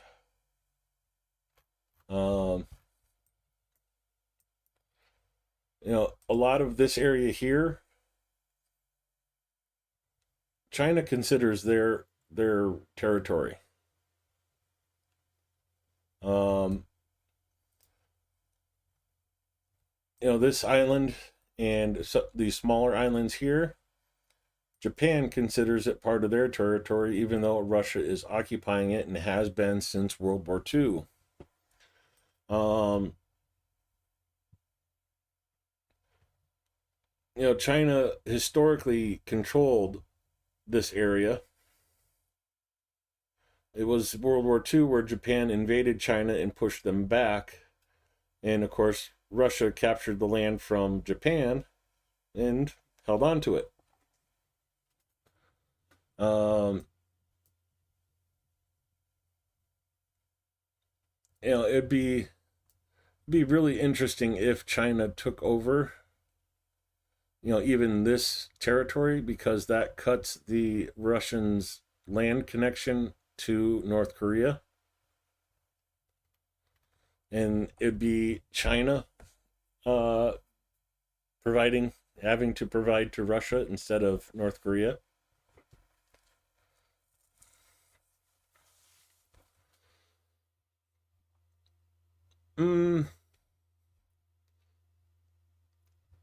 It all depends on the raw resources, Mick. Russia has been feeding China raw resources like no tomorrow.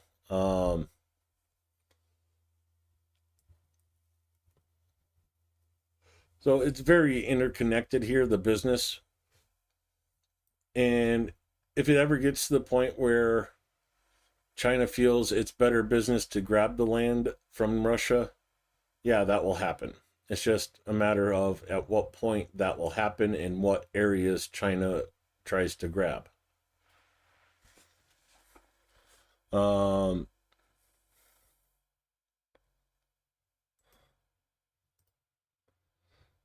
Cherkasky air alert just announced, as well as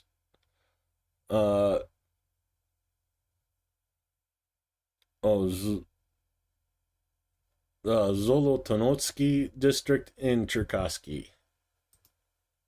Well, this area here. Thankfully, we're not seeing anything from the Black Sea yet.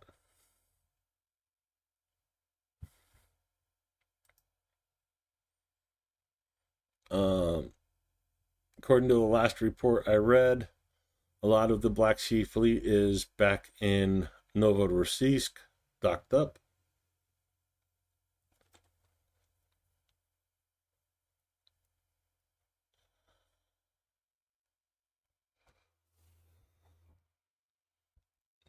Yeah, general consensus. That's exactly the point. The turning point is when it's going to be cheaper for China just to take the land rather than buy it from Russia. And I have a feeling that turning point is going to be when the war in Ukraine is over. Russia will be looking at trying to recoup the money that they've spent on this war. And with the sanctions lifted and being able to sell to the West again, prices are going to get very competitive.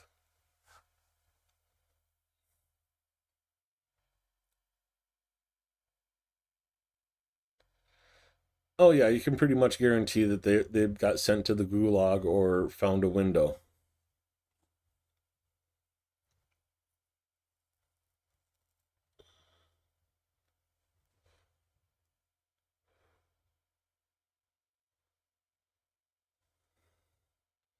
Have a good night, Andrew.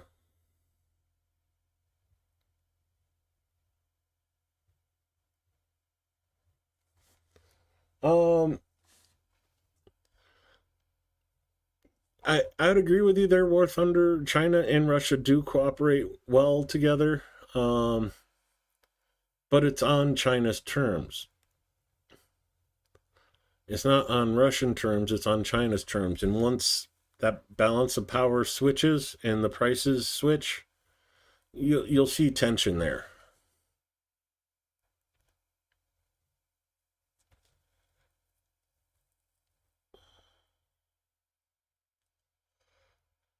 Yeah, that could very well be possible, Sherlock Holmes. China's using us to weaken Russia. It could also be that China's sitting there playing both sides to not only weaken Russia, but weaken the West. And, playing both sides against the middle.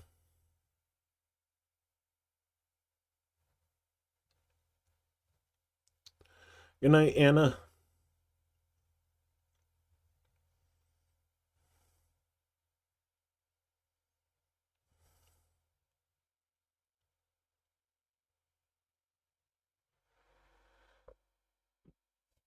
The thing that I thought was funny is there was a report in 2023 about the cost of labor. Mexico has a lower labor cost now than China. The only thing that really is keeping China afloat is the cost sunk into building factories in China. That once companies start to, those factories get outdated or need massive repairs, you're going to see a lot of companies come over to Mexico, southern Mexico, and Brazil and Colombia. Much less transport costs to sell to the United States. And unfortunately, the United States is the consumers of the world right now. To the point that even vehicles are disposable for us.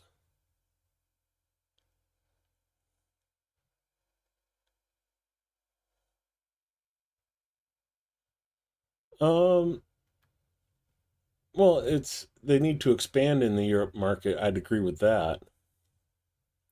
China is pretty much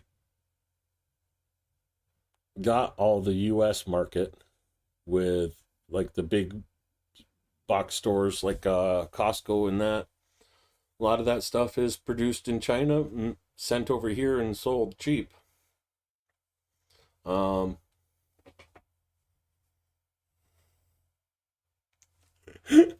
guess last video only means last video. Yeah. I'm trying to keep an eye on things because there is a bunch of drones in flight right now.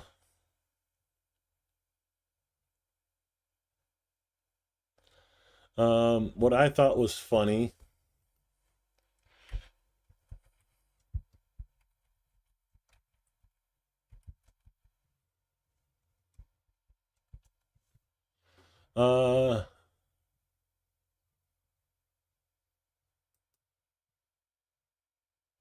Mark Cuban mocks mega merch being mostly made in China. Says he's really curious how Trump's tariff will hit their prices and availability. Yeah, so next time you see somebody with a mega hat, ask them to look on the tag and where that hat was made.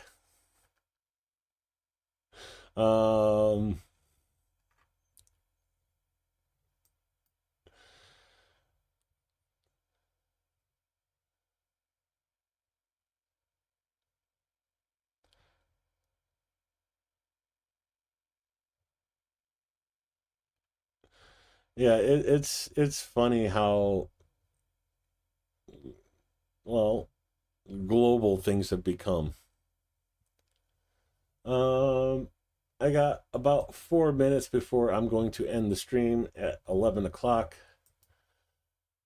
So before I take off, I showed you guys a lot of Di Maria.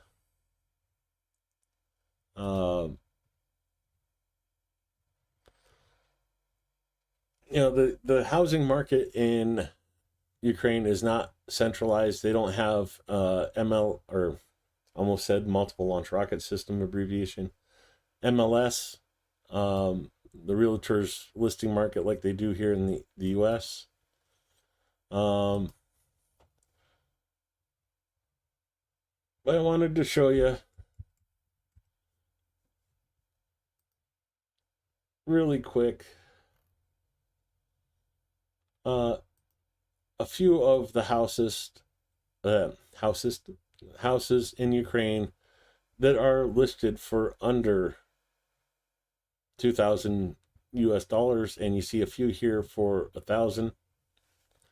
Be wary of these really low ones. Sometimes they're listing the price per square foot rather than the price for the house. So get into the real runs. 1,500.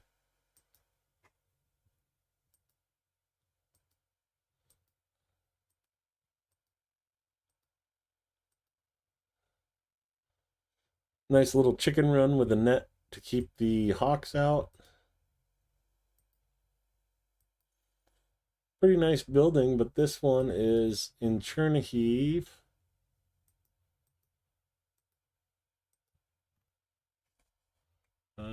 Won't let me zoom out any farther. Okay, so that's not that far away, but I wish I could show you better where that one was at. No,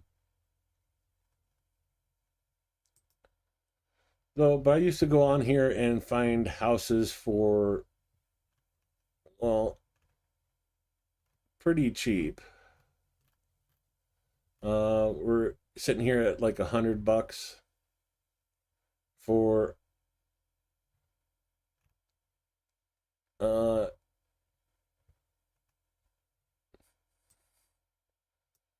we go. Basically $100. The sale from the developer. So I'm guessing like unfinished inside. That's why we're not seeing anything inside. Needs repair. No,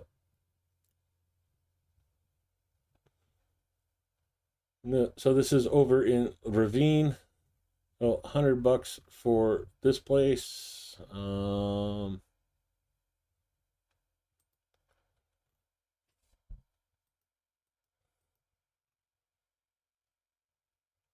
No, it looks like in the suburbs of Ravine itself.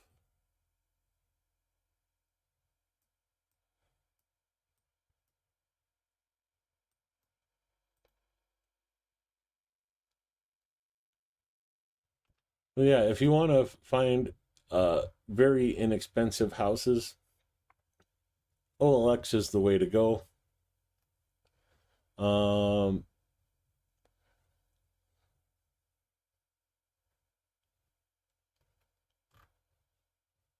Just be careful because a lot of these are too good to be true, and like the price listed, like I said, is per square meter.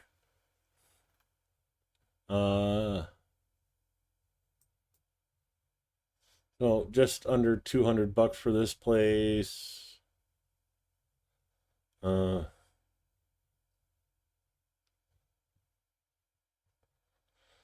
and I'm guessing this is going to be per square meter because they just paid 35,000 hryvnia for the installation of a stove. So I'm guessing this is going to be more like 70,000, which would be about 22,000 US. This is north of Odessa, right along the border of Moldova.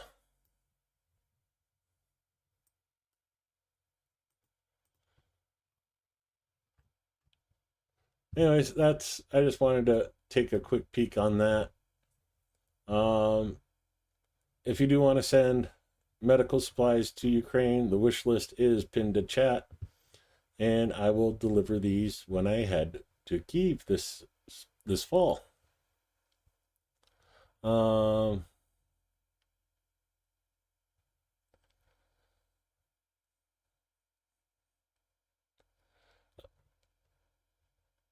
War Thunder, it's not as bad as everybody makes it out to be. The corruption in Ukraine is about the same level of corruption is in Mexico. The U.S. has a lot of corruption. Just look at the scams Trump is doing from the White House. But it's not corruption because it's legal. In my state, we had the governor selling U.S., state-sponsored U.S. citizenship as long as you invested a certain amount of money in a business that never existed, really. They were trying to pull off like a huge, it was a huge scam. Like something like $8.5 million disappeared. Um, they had in the neighborhood of like $10 million in investment to build a um, meat processing plant here in South Dakota. Uh, they bought the land, they built the shell of the building, and all the other money disappeared. Not a single piece of meat, not a single piece of equipment is in the building, and not a single piece of meat has been processed through that building. And that was 8 years ago.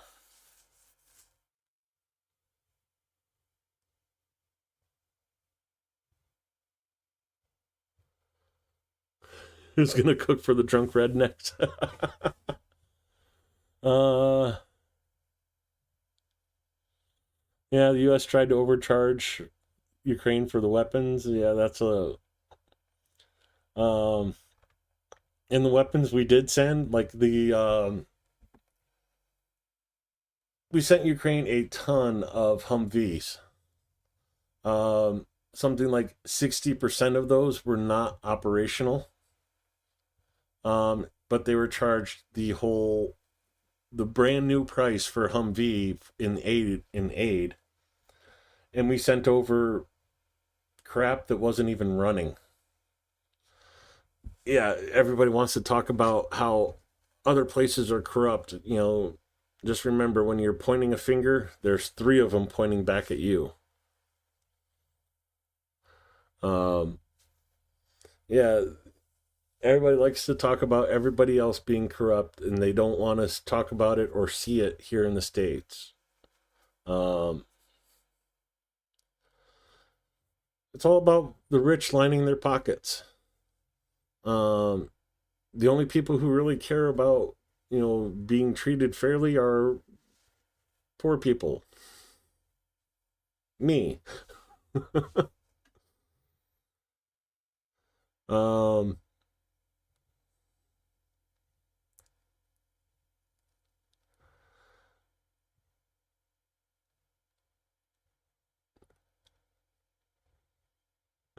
House Hunters Ukraine. It'd be more like House Flippers Ukraine. A lot of those houses are not in the greatest shape. So, either be ready to hire a handyman or be one yourself. For anything decent, you're looking, not that doesn't need repair, is in a good area. You're looking at least 10,000.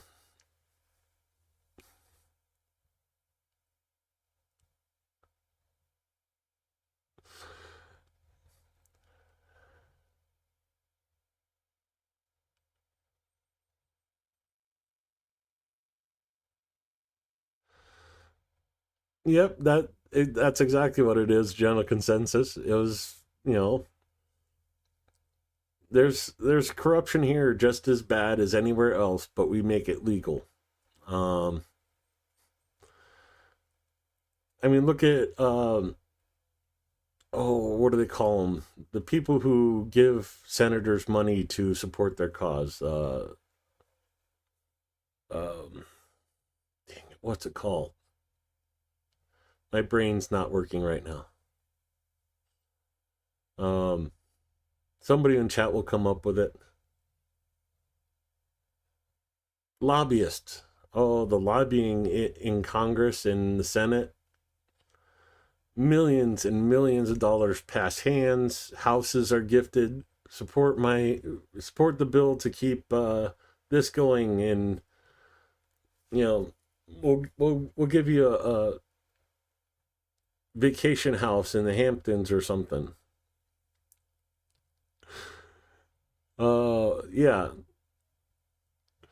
So, I mean, it all depends on what you consider corruption. Is lobbying corruption? I think it is, because you're getting money or gifts to do stuff that maybe the constituents of that senator don't really want. Yeah. Like I said, like we were talking about the housing bubble collapse in 2008. That was corruption left, right, center, and backwards. Corruption of the banks, corruption of the loan officers, corruption of the rating agencies. I mean, everybody was in on it. And like one person that was involved in all that bullcrap that happened with 2008 went to jail. One. And he was only responsible for about, I think it was, oh shoot, what was in the figure? It was like a couple $1 million. Yeah, he made a couple $1 million, went to jail for like 18 months. I'd trade 18 months of my life in jail for a couple $1 million. I could live the rest of my life on $3 million and live very well for me. Where do I sign up? Give me the $4 million up front though. Oh yeah, so a lot of what we would call lobbying here in the States is what they call corruption in Ukraine. We're doing the same thing. It's the nature of power. Power corrupts. Absolute power corrupts absolutely. And Martha Stewart sitting there doing cooking videos from freaking jail and making millions while she sits in a jail cell and we pay for her room and board. Yeah, that's fair.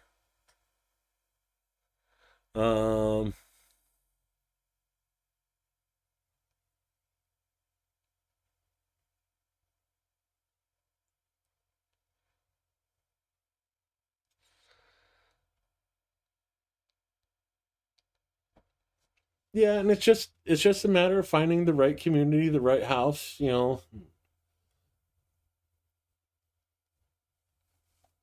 have to remember Ukraine's 30 some years old. They haven't had time to develop all the rules and regulations and stuff.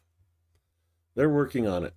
I mean, how corrupt do you think the U.S. government was? In the 1800s. Gifting millions of acres of land to the railroads so they can make money with the railroads. You just look at the stuff we did in the 1800, 18, what was it, 1809, 1808. Yeah. So give Ukraine some credit. They went from basically Russia, where Putin, a guy who supposedly makes about 120,000 USD a year, owns 8 mansions, 7 yachts, or some shit like that.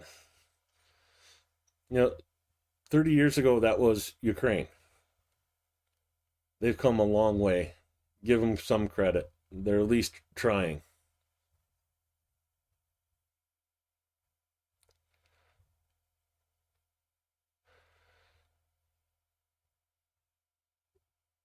Yeah, well, like I said, they're at least trying. I don't think the U.S. ever really tried to root out the corruption. We just found ways to make it more legal and hide it better. Well,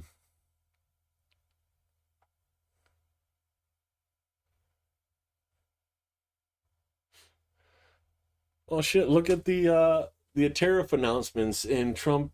Like the next day after Trump repealed the tariffs,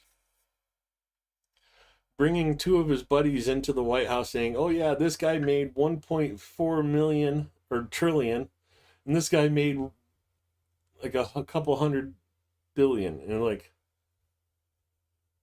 yeah, that's not conspicuous at all. Um, yeah, it's like, hello kettle, meat pot.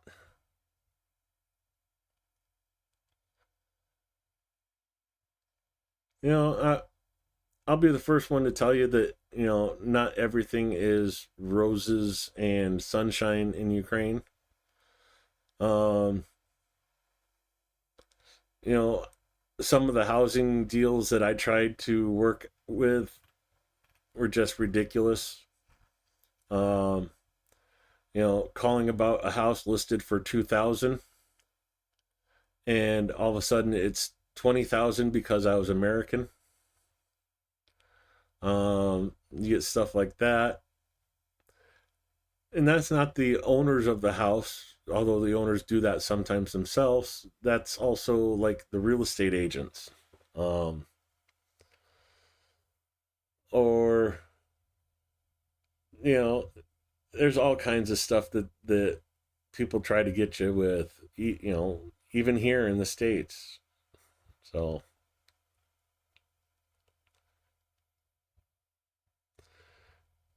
sounds like I think I remember saying something like that like a couple days ago, Dark Art. True communism was never seen and will never be seen on Earth. Um,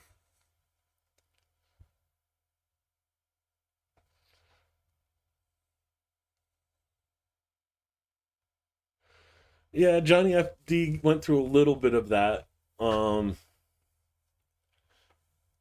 it wasn't that bad. The guy was just trying to get everything he could because, oh, American, he has money. I can get more from him, and you'll get a lot of that. So, like, luckily, I had a friend in Ukraine that at the time was out of work, and she did a lot of the contacting and paperwork and stuff like that. So everybody figured she was just another Ukrainian buying an apartment or a house or something. And that made a lot of the deals I did easier. But yeah, anytime it seemed like, well, not every time, but I'd say 90% of the time I tried to contact somebody, the price would magically go up. Um, they'd want me to pay like all of the closing costs when normally that's split 50-50. And yeah, so I mean, yeah, it's one of those stereotypes that, yeah, if you're American, you speak English, you have money. Um,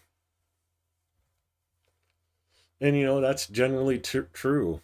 If you make minimum wage in the U.S., 40 hours a week, 52 weeks a year, the income you get from that puts you in the top 2% of wage earnings across the world.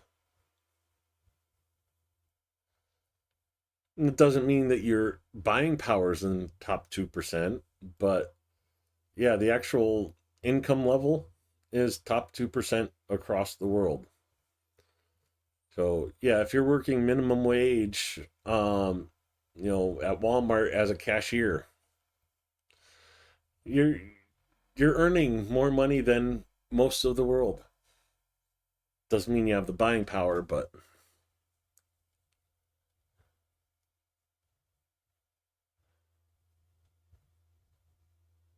not to get gringoed.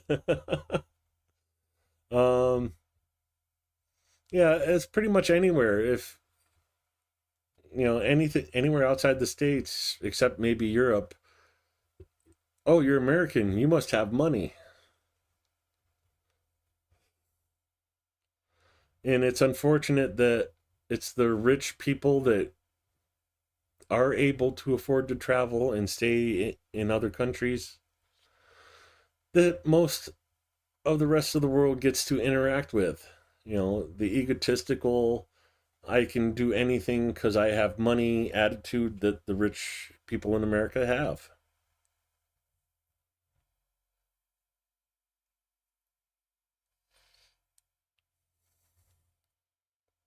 Um, but yeah, I like Johnny FD's new apartment. It's a nice one. I think he could have got a better one, but Johnny FD's addicted to the metro. Um, he has to have metro access. Um, Me, I like the marshrutkas. Um, you know, if you're not next to the metro, you're in a quieter neighborhood.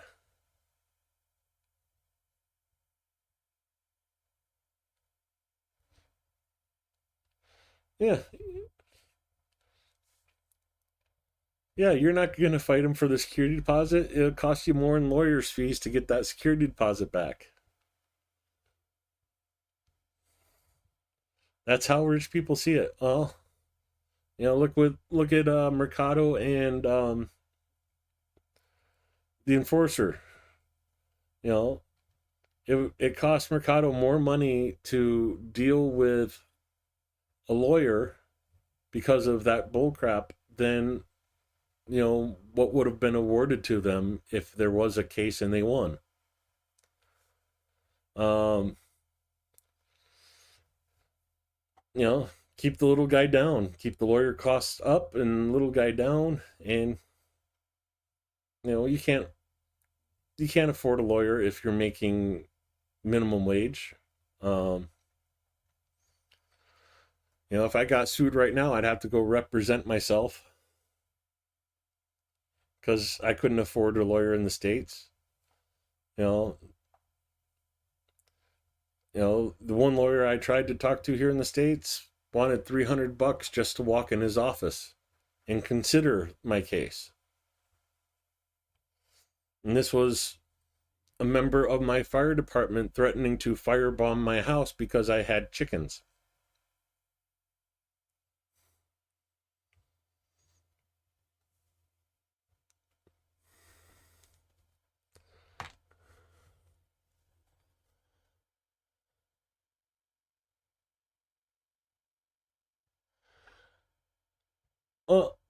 I can see that. Check in on the air alerts. So far, a lot of drones reported, but not a whole lot of explosions. Threat to shelling, more drone alerts. Yeah, not a lot going on, but zoom back over to not what I wanted to do. So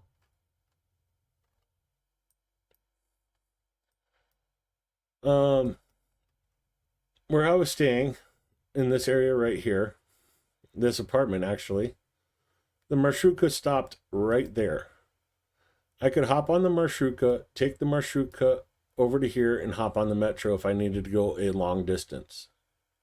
There was another marshrutka that went along this road that went directly downtown and dropped me off here at Krishatik in Maidan. But I mean, 8 hryvnia or 15 hryvnia to hop on the marshrutka to take me to the metro 5-10 minutes away. And I literally just had to walk out my door. You know, I'll show you guys exactly. Okay,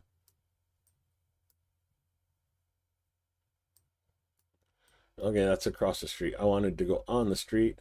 So that was the door to my apartment. And right here was the marshrutka stop where you see the walking path across the grass. This is the marshrutka stop. That's how far I had to go to get on the bus, and from there I could be anywhere in the city within an hour.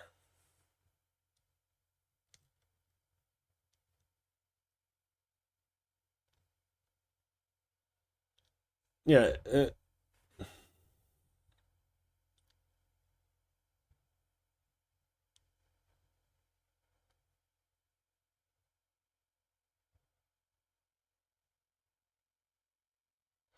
yeah, I get that general consensus, but you can't take that lightly because even if you knew they weren't going to sue, well, what if they by the off chance did? Then you're in shit. No, a trolley bus is different than a marshrutka. Let's see if I go down the road, I can show you a marshrutka versus a trolley bus. I don't know if there's going to be a picture of one, but we'll see.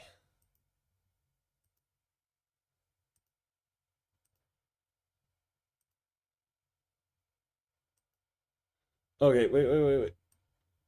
Where'd it go? Okay, there's a trolley bus.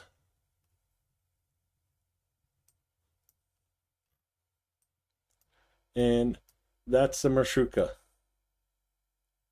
Um,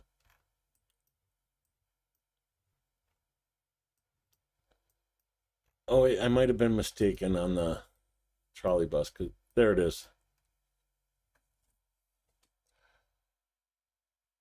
Or no, that's the tramvai. Marshrutka. The trolley buses usually are longer and have like a bend in the middle.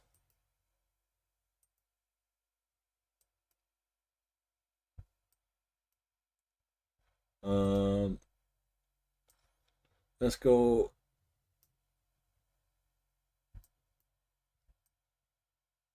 Yeah, not going to see it there. This area has a lot of trolley buses. There we go. Marshrutka.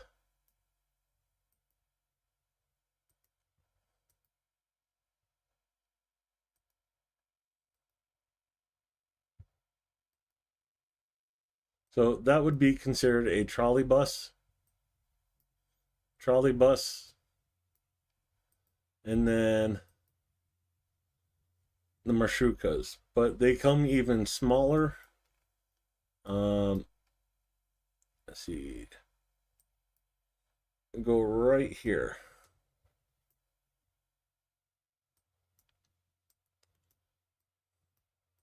No, this is like one of the stops for the trolley buses. These are the bigger end of the marshrukas.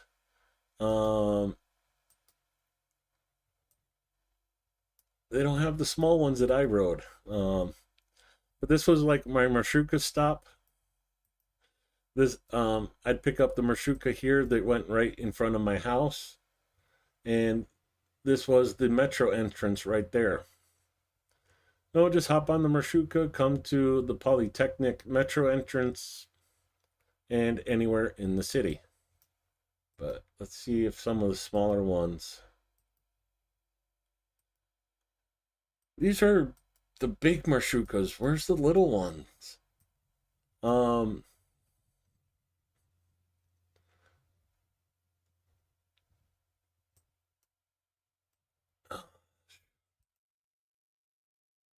So I guess they had bigger marshrukas in 2015.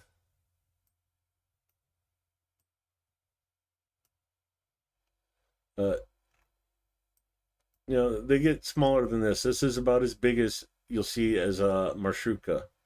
Um,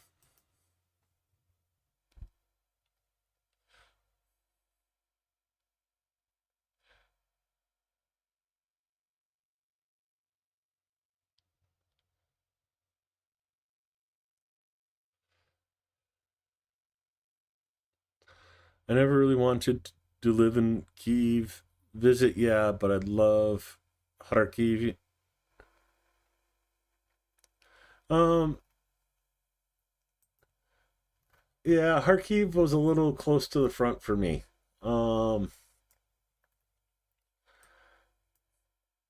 I'd really like to be in Poltava too, or Vinnytsia.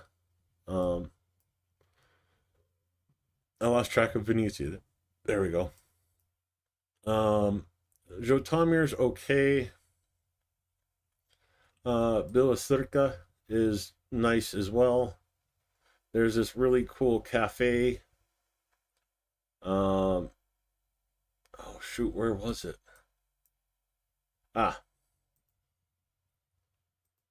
Right as you get into town, there's this really cool cafe.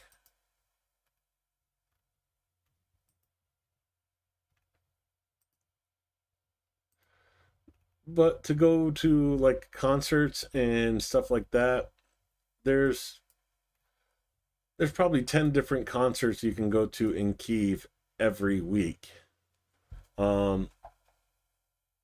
It's just like New York City. There's always something to do.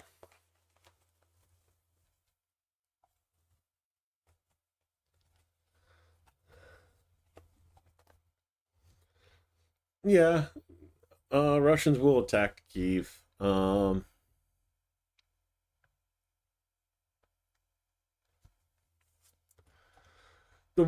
thing that really, I gotta sneeze and it just doesn't want to sneeze. It just wants to like sit right there. Don't sneeze. The thing that I thought was really cool about Ukraine is it was a pedestrian city. Even though it was a capital and had all the stuff you wanted, like if I needed something from the grocery store really quick, right there's the entrance to my apartment. Right here's the grocery store. Turn around. Right there's another grocery store. Turn around the other way and go up the street a little bit. And right here is another grocery store. Go down this street to here, there's another grocery store. Cafe here, another cafe there, a restaurant there. So, I mean, everything was walking distance. Another just wanted a coffee right there. So, you didn't have to drive to go anywhere. Needed hardware, there's hardware. You needed dishes in this little complex here, there was a home goods store. There's also a big grocery store there. Fora's another big grocery store. There's a Fora up here too. I can't remember exactly where at. ATB here. Then there's another ATB. I think it's right here. Oh no, it's up here. There we go. There's another ATB up here. More restaurants. I mean, everything was walking distance. If you did not want to drive, you did not have to. It was only when I had to go meet other people that I had to go hop on the metro.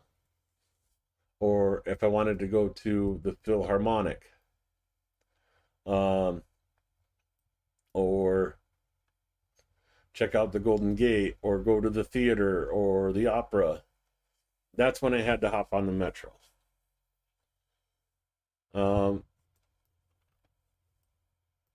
Otherwise, you could live your day-to-day life and never leave this block.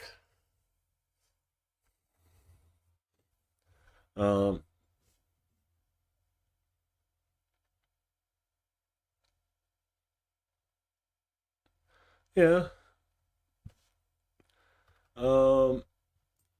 There was a place I was looking at up here. So Eco Market, Sushi Walk, Bakery, ATB, couple different restaurants. Metro Station is right there. And I was looking in, well, actually Johnny FD was looking in this building too, but I was also looking in that building. Again, right across the main drag from the metro station. Lviv croissants in walking distance. The ATB, banks, everything else right, just right there. So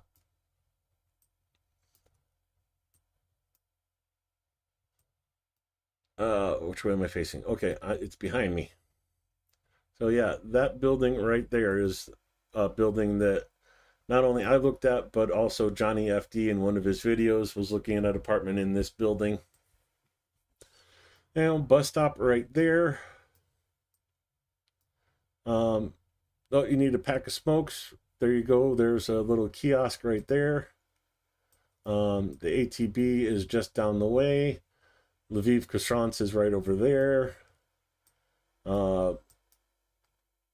I think there's a pet store right there, and then like the pharmacy is right behind here. But you know, little vending places, bakeries, you know, the bus stop again for a different route.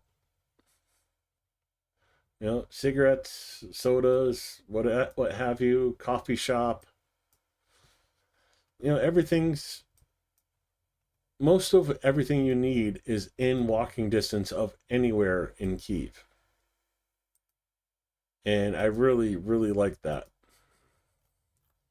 Unlike here in the States where I have to drive everywhere. No, it's November, Adam.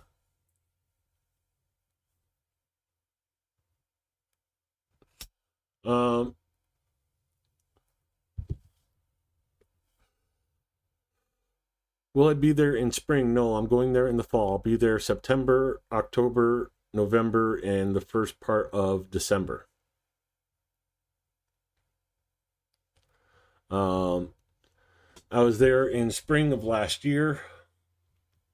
You know, at the end of my trip, I finally got to see like Kyiv in spring, where everything was in bloom and beautiful and smelled great, and oh,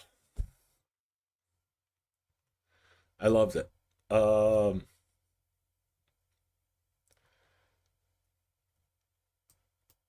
But yeah, like this area right in here, this area right in here, it's the transit in these areas is not the best, but it's kind of like the sleeping quarter of Kyiv. And you know, you're a short Mashuka ride either to the red line or the blue line.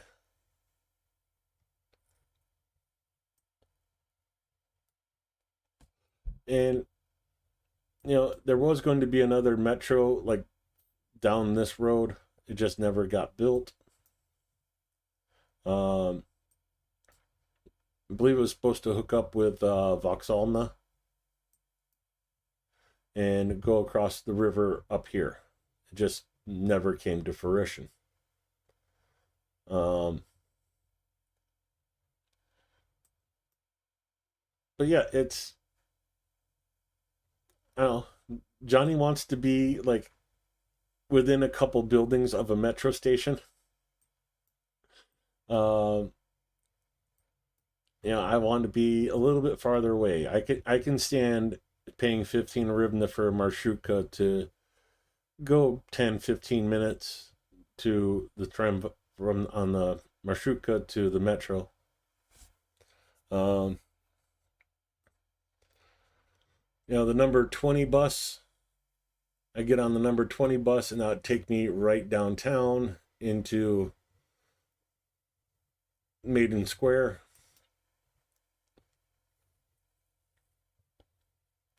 No, it's the 6th. Yeah, I get a birthday present every election year. Usually one I want to return, but unfortunately.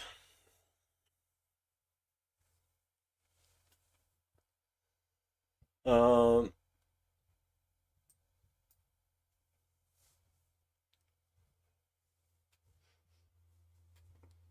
yeah, I really did like being on the tramway, the high-speed tramway and the old tramway.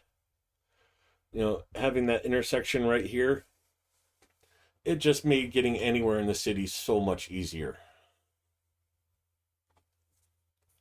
Um, so yeah, I'd love to be back. I'd love to get an apartment back in this area, but apartments are way out of my price range unless I can get a loan.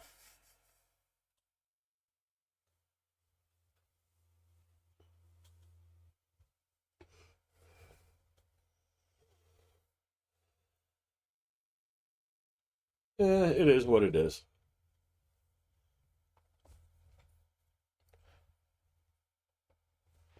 But yeah, let me. Since we're going overtime anyways, might as well. Apartments. Uh, Kiev Oblast.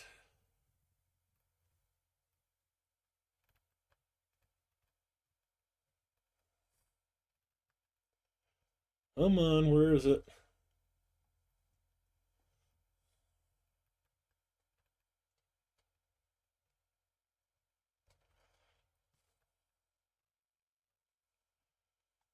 Oh, come on. I didn't pass up Kiev, did I?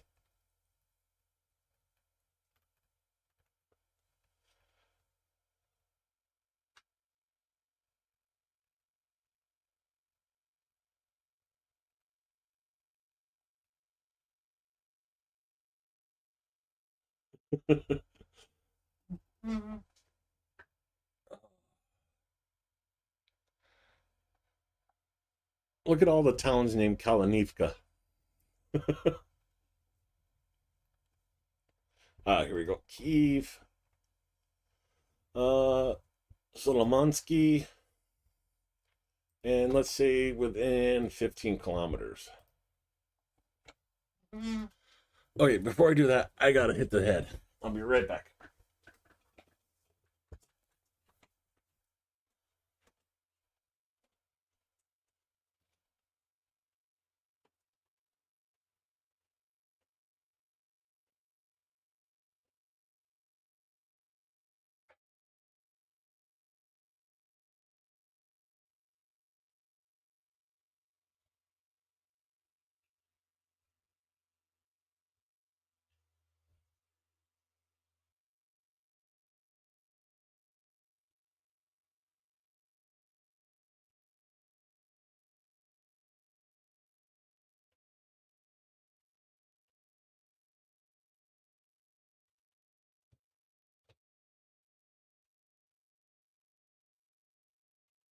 I'm loving having this the more room in my bedroom.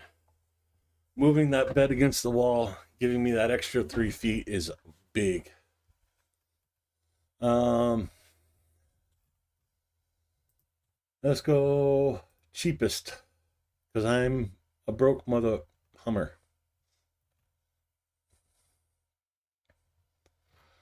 Uh,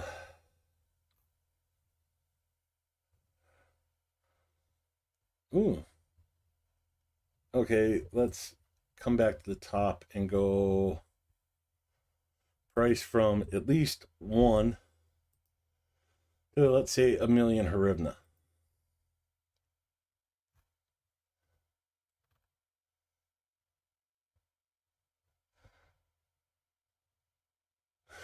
Okay. Rent, lease, apartment for rent,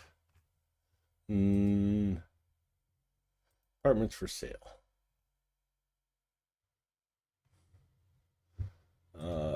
Cheapest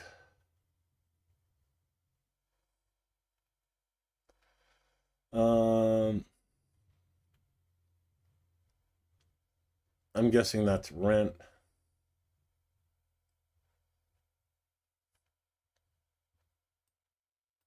So Irpine, under 1,000 US.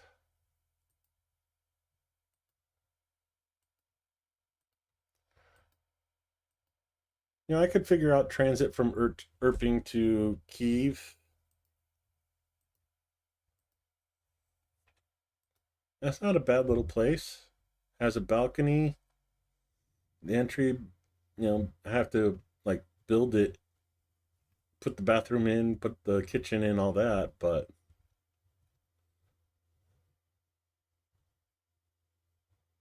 um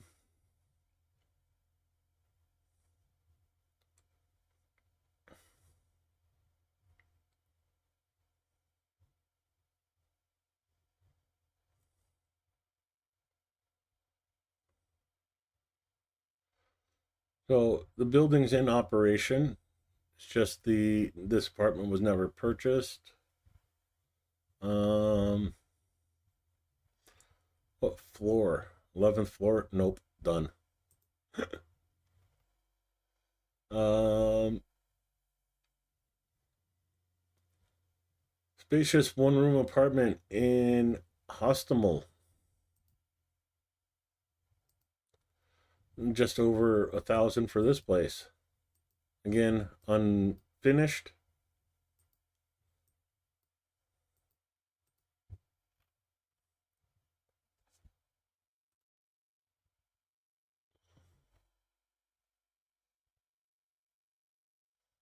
Sofivka.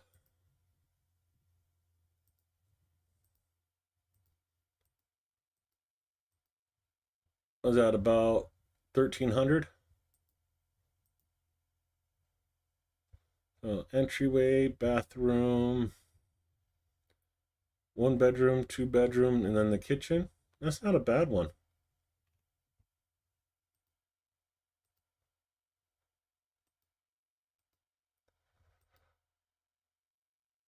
I could deal with that. And the balcony, that's nice.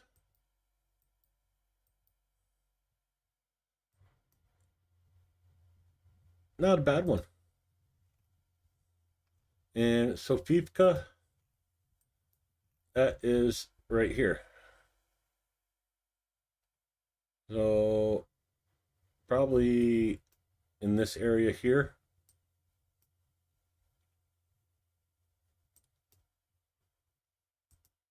Again, having to finish it, but then you can finish it how you want it.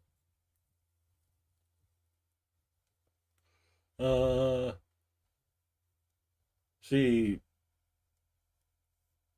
2,500 or so. Again, this is probably going to be unfinished.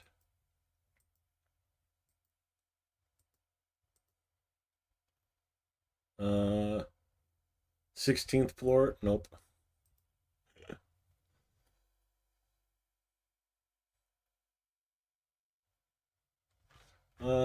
Let me change something here and go from just the secondary market.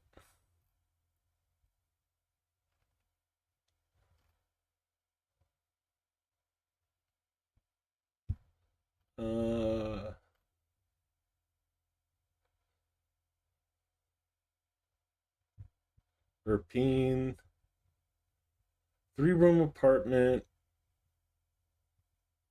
That'd be about 3,000.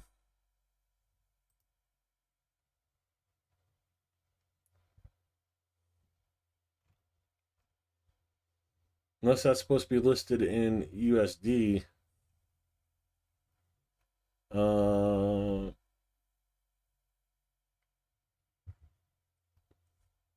Yeah, that's supposed to be USD, not hryvnia. Um,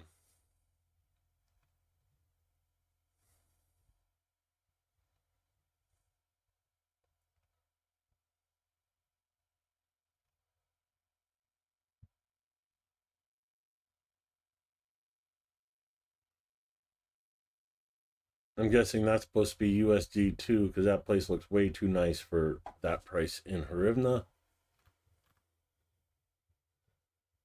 This is the other thing you have to watch out for if you're buying an apartment.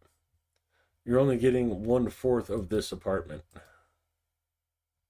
And that's 10 grand. Um,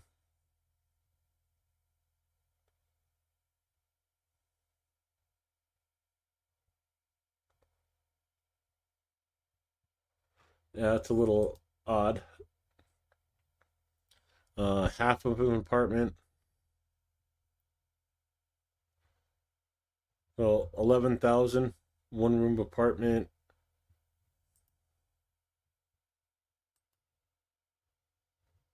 Oh, a lot of clutter.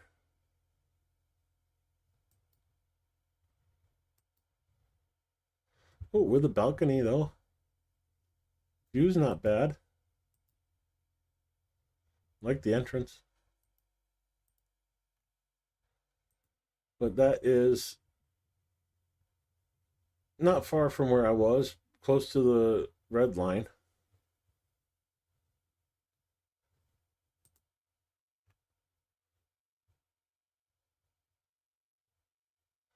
Uh,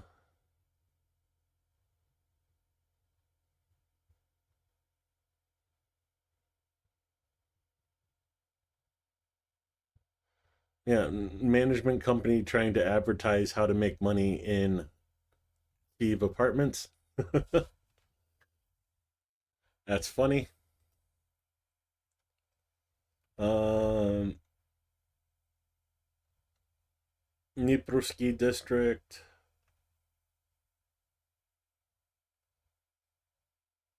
Hmm. Uh, Bovyarka, not bad. Yeah, getting back into unfinished apartments. What floor? Third floor? That's not bad. Studio apartment. They want 11 grand for a studio apartment that's unfinished. Um, let me remove that. Just get apartments in the area I want to look at. I know that one. That one's like 55,000. I'd love to be able to afford this place. It's right in the neighborhood I want to be in. 3 rooms. So, nice guest room, living room, bedroom, balcony. I like having the toilet separate from the shower and the kitchen. Um,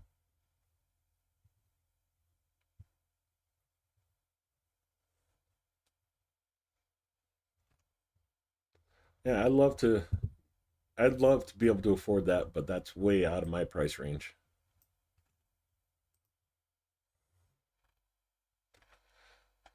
Still on the cheapest. So, like the cheapest in that area. Yeah, let me change the price to USD.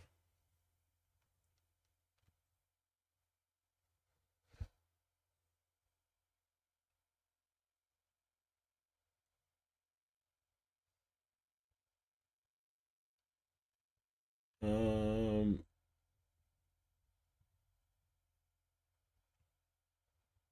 Liberty Park.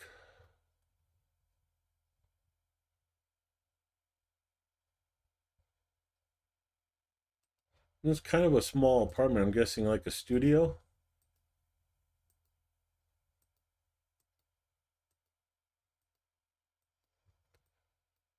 Not bad.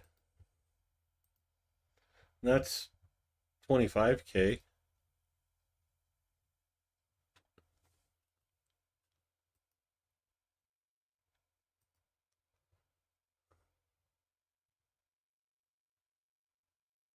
The real Donald Trump.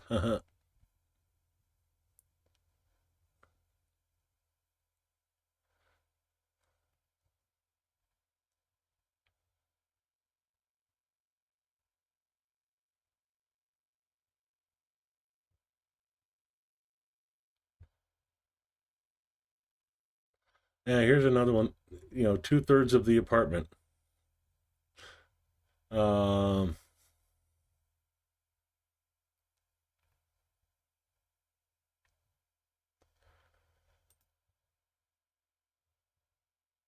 That's a little bit outside the area I'd like to be in.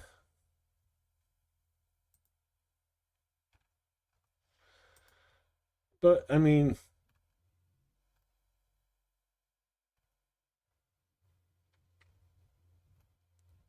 there's deals out there if you look for them. The heck? 6-room apartment?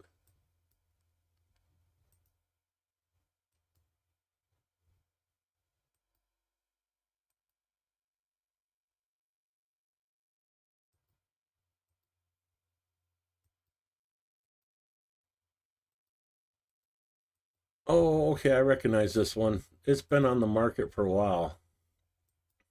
But yeah, that one, where was I?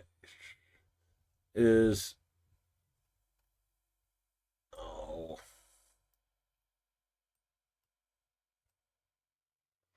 it's over in this area. And if I remember correctly, it's like an old apartment building, like built back here.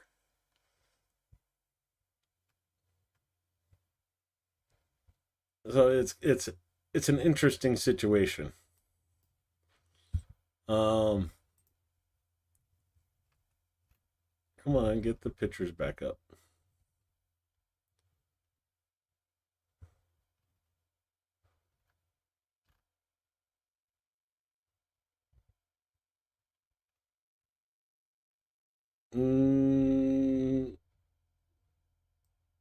This wouldn't be in the right area, I think. So I like that it's, an archway into the kitchen, makes it feel bigger.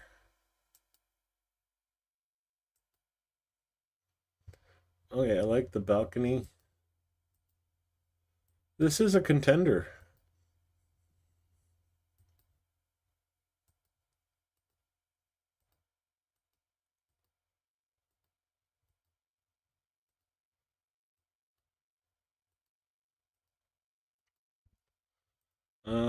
But I'd still have to get a loan for that. A little out of my range right now. But that is like just on the outside of the area I'd like to be in. Anyway, I'm going to call it a night. Thanks for hanging out. Thanks for putting up with me. And, well, I must be doing something right to have all the trolls.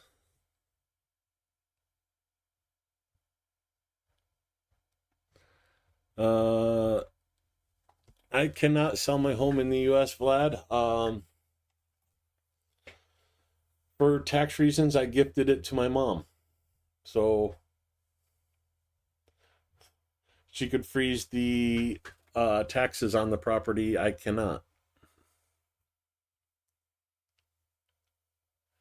Plus, she does not want to move to Ukraine with me. Thank God. So she'd have this house here, and I'd go over there and with another house. That is one thing I'm going to be checking into, is getting a loan while I'm over there. And,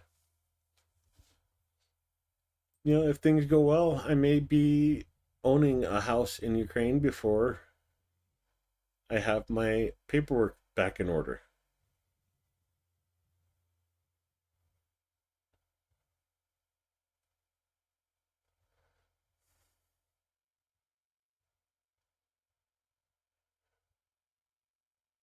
I know that song from somewhere, Dark Arts. I just can't place it.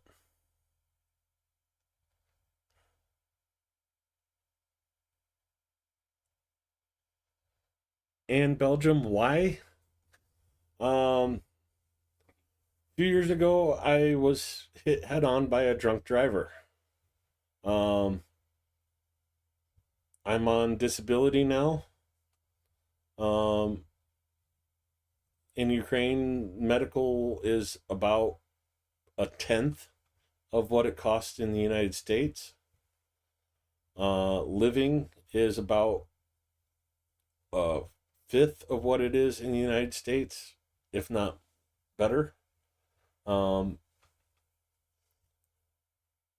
You can get 2 pounds of apples in Ukraine for the same price you pay for one apple here. So, much easier to live. Doctor's visits would be cheaper, and I wouldn't be going broke every month trying to pay my doctor's bill.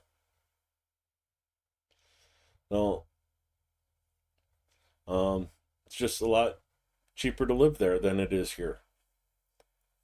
I'd be going from, let's put it this way, in the US, I have the income below poverty level. If I did not own my house, no mortgage, I wouldn't even be able to survive here in the States. I'd need housing assistance, already on food assistance. So yeah,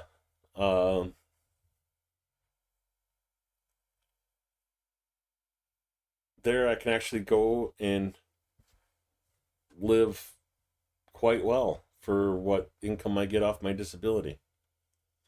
Add in the fact that it's a lot prettier in Ukraine than it is here. The temperatures are more stable. There's no tornadoes to hit my house and have to do repairs on.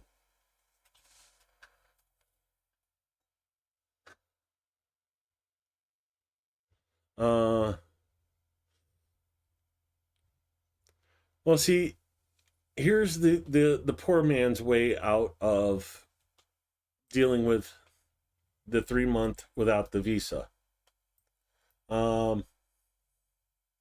Spend 3 months in Ukraine, head to Hungary or Slovakia,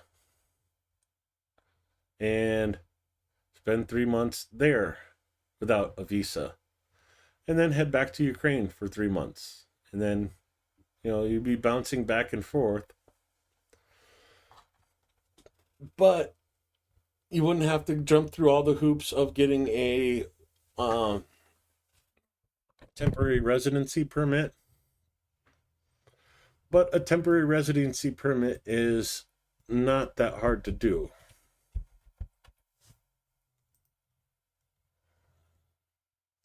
Sticks, okay.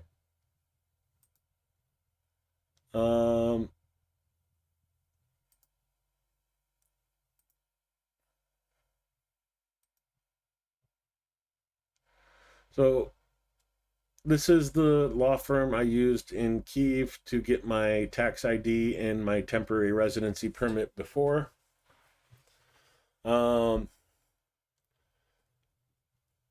So you can go study at a university, get married, or register a business or get a job in Ukraine. All those will get you a temporary residency permit of up to between 6 months to 3 years. That's not that hard. Study at a university.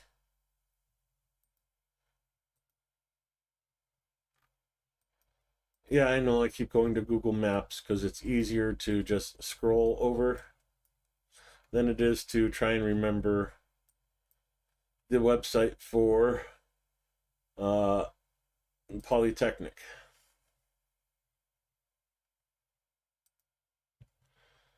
So sign up for school.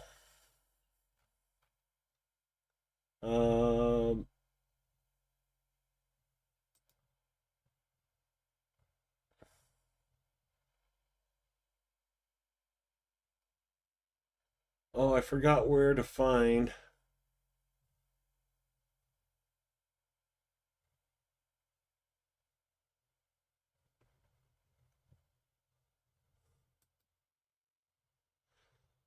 You can literally sign up for school and go to, the preparatory department for 1 year, and it'll cost you like $500 US. There's your 1 year. That they'll teach you Ukrainian, refreshers of math, other stuff, and you just keep signing up for the preparatory department each year, paying your $500 to get a letter from them, and there's your temporary residency permit to live in Ukraine permanently. Well, year round.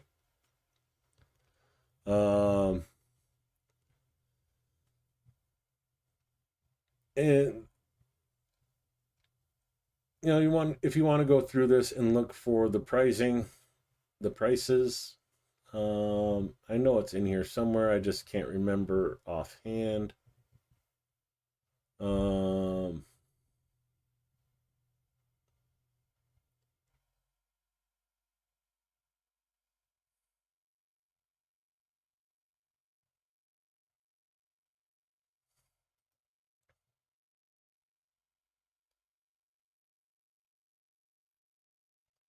I know there's a way to find it, but I mean, even if you go for even like a bachelor's degree, you're still looking at about 2,000 a year, and in 3 years you have your bachelor's degree.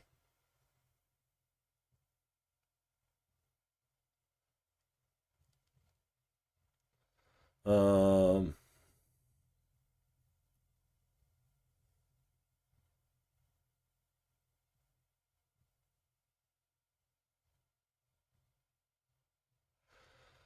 um,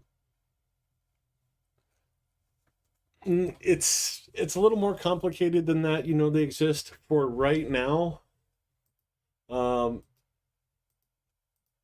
You can do the border bounce.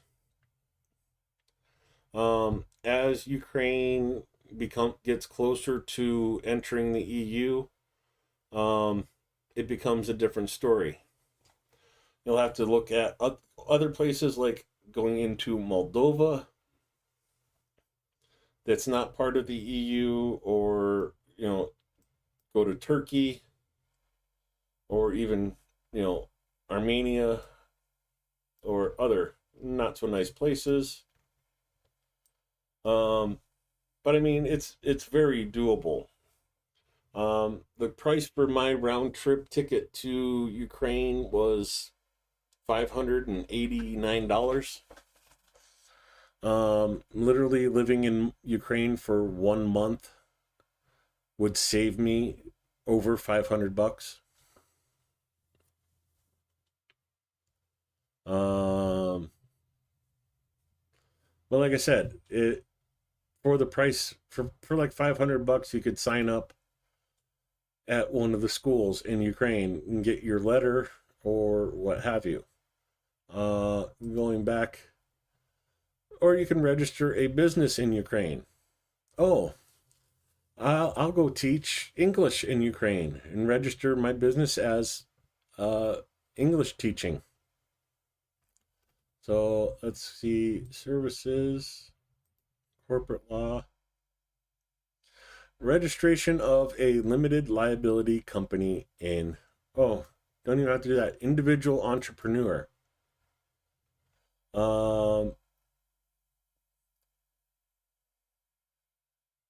So for about $250-$300, they give you everything you need to make your own business in Ukraine. Registering, give you a legal address, filling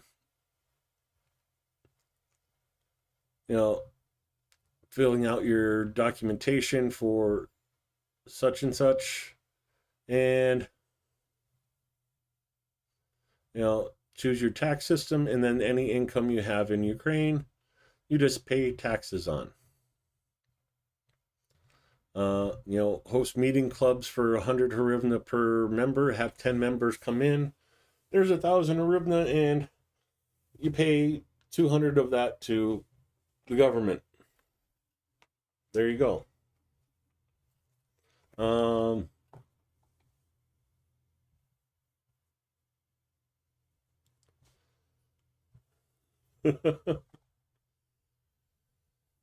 And since you have a business in Ukraine, you qualify for a temporary residence permit.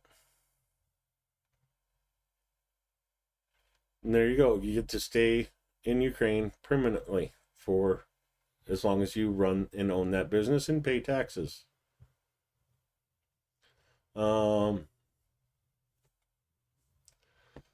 So, I mean, it's fairly easy to get your residency permit in Ukraine. You don't really need to do the jumping of borders or what have you. I mean, it's a feasible thing, but you don't have to. Ukraine's made it very easy to get your residency card.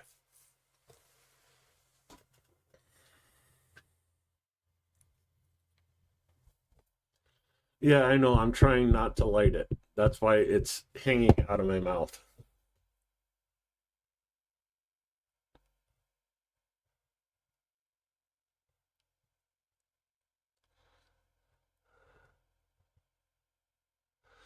Yeah, I know that one. You know they exist. It's very bad here in the States for food production. Most of what is grown in the United States is food for cows. But I mean, it's fairly easy and fairly cheap to get your residency card in Ukraine. It's just jumping through the right hoops.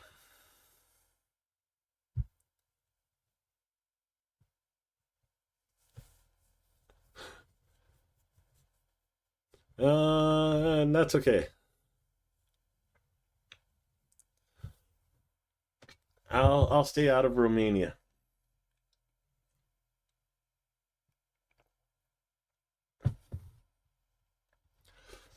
But yeah, for about maybe in the end, it would cost you about $800.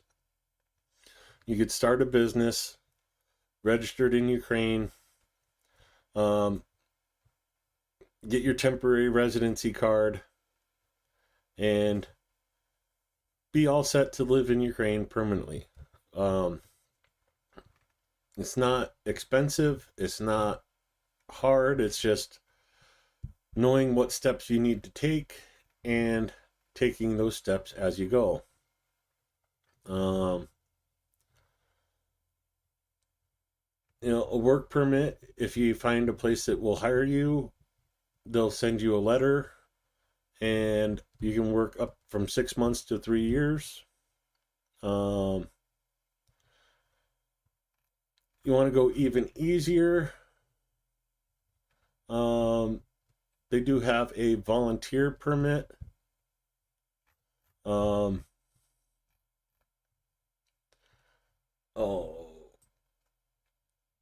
Yeah, volunteer activity. So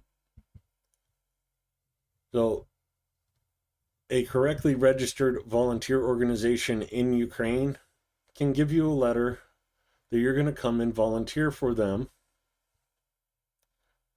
And,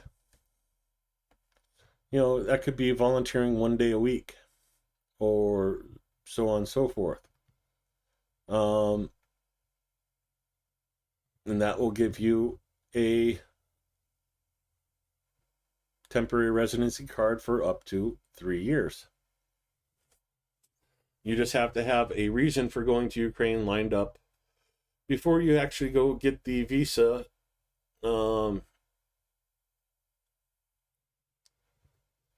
To go to Ukraine as a migrant. A health insurance policy.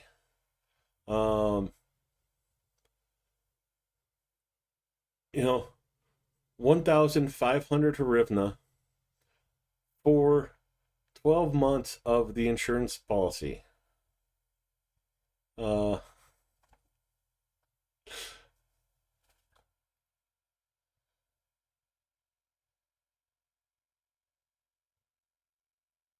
oh, so yeah, to get the so yeah, you have to have the 30,000 euro coverage. So okay, yeah, you're like $900 for insurance for a year.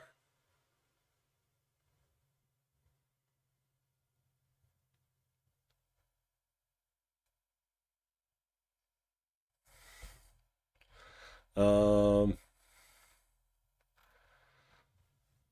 but yeah, this is a great resource for information. If you want to check it out.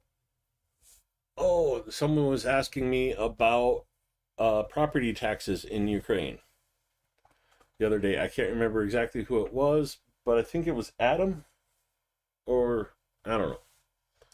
But property taxes in Ukraine are limited to 1.5% of the average national income. And the average national income right now is 6,800 hryvnia. So calculator.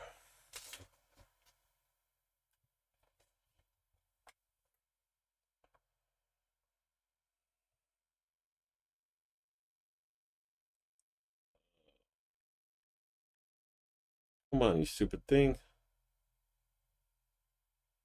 Calculator, clear, 6.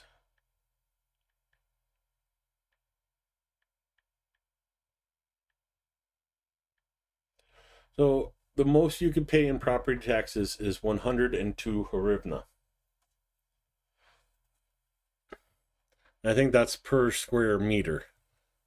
So if you have a 55 square meter place, your property taxes would be 5,500 hryvnia per year, just over $125.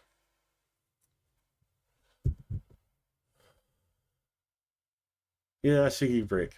Uh-huh. Um,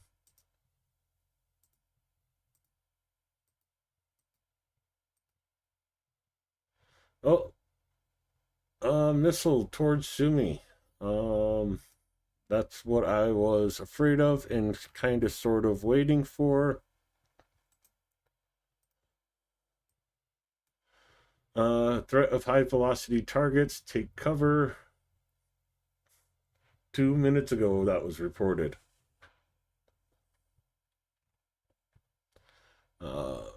Switch back to the other side, see if there's anything else coming out.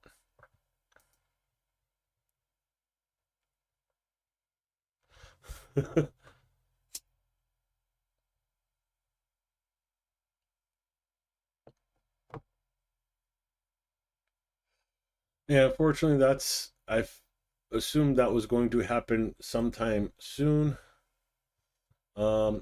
Just as the day starts, 8:15 a.m., everybody is heading to work or grocery stores or what have you.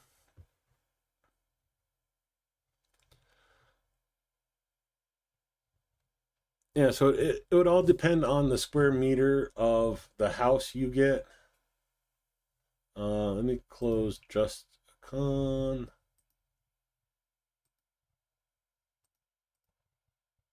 And go into dim ria.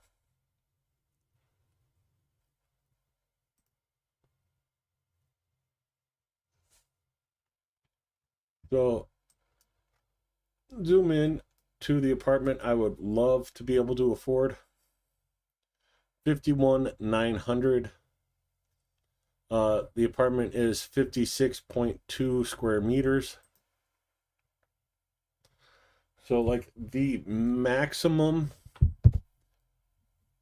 like absolute maximum I could be charged for property taxes would be 5,732 hryvnia.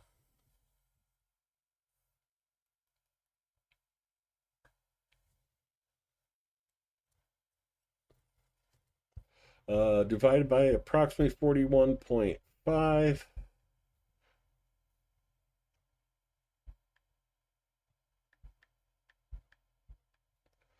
Well, about $140 a year for property taxes on this place.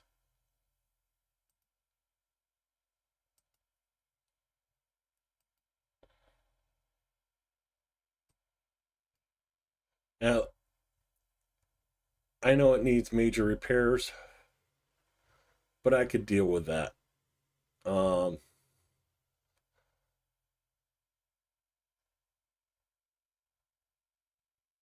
And 2 bedrooms, a living room, kitchen, bathroom. What more do you need? Oh, and a balcony. Second floor out of 5.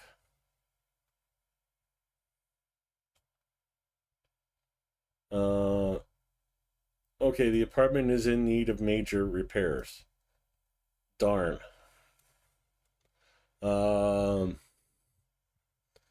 But it's right in the area I want to be in. Yeah, it is this building right here. That was a building I stayed in before, so it'd be like the neighborhood I already know, people I already know.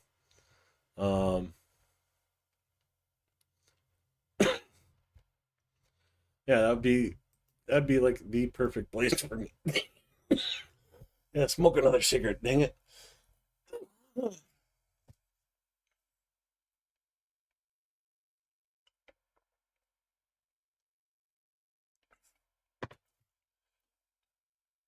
Um,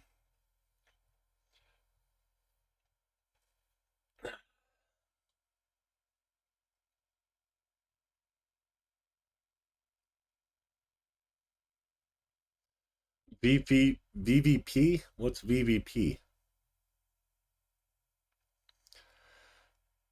I would love to be able to afford this. And that is about, I could afford if it was 10% of that. If I can get a loan, oh yeah, I'd purchase this place.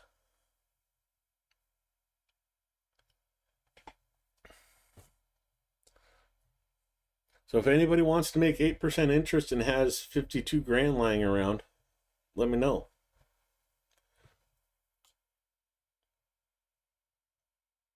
Yeah, that's the price in USD. It's 2.17 million hryvnia.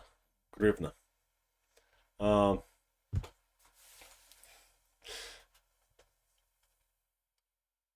yeah, you want an investment? There you go. I'll invest in me. Um,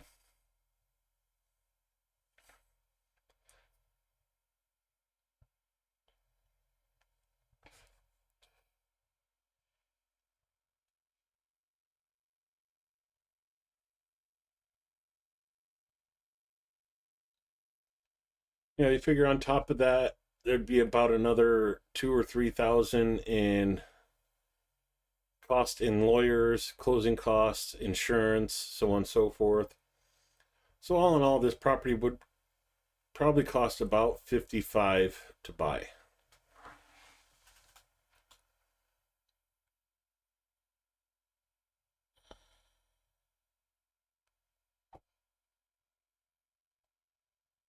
Um,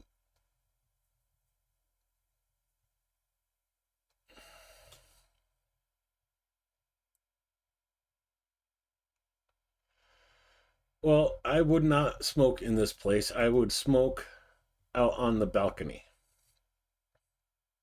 Um, if you really want, if you're serious, uh, pick your room.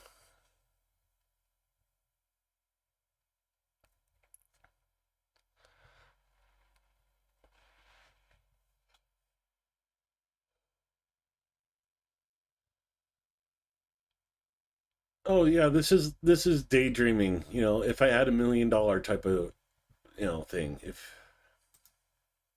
Um, if I'm seriously looking, I would be looking here. And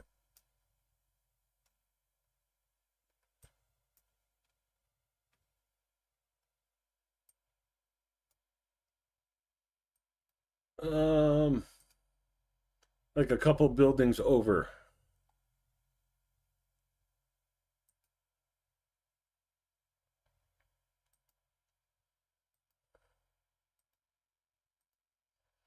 So really nice apartment in the area I'd like to be in.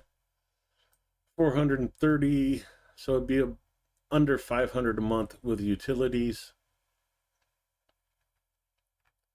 But again, still more apartment than I need. Like I said, this is like my dream area. Let's drop the price to under 300.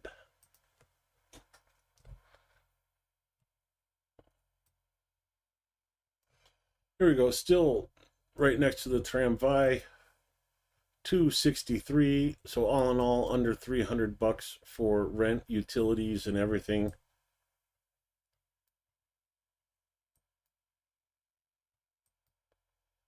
Very, very doable.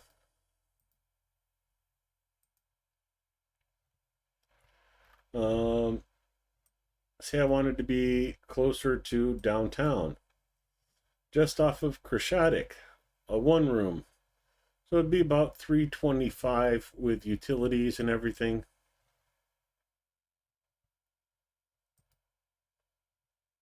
A little studio apartment.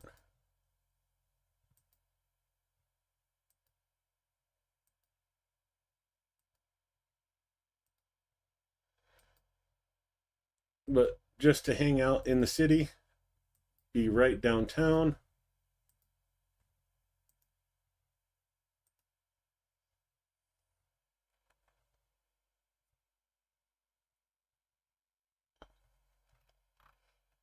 And that's like, this is Creshatic right here.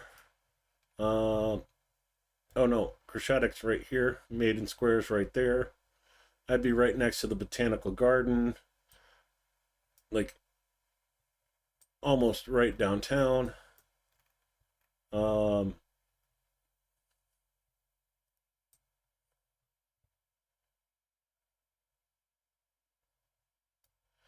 Let's drop this down to 200. Let's go for a really cheap place.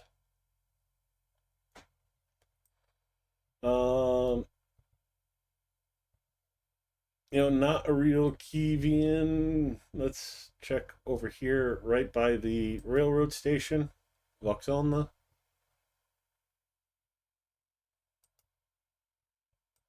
Okay, that's interesting.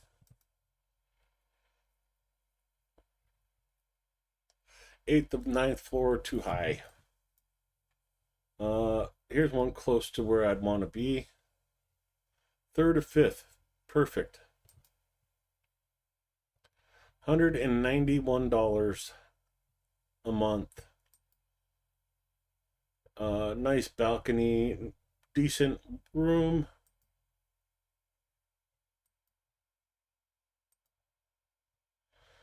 Nice kitchen area.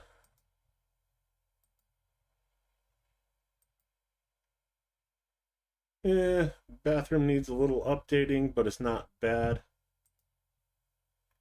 3rd to 5th floor, perfect.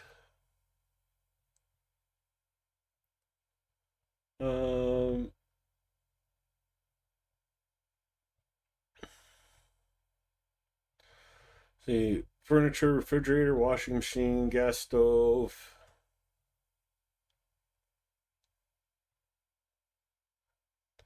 So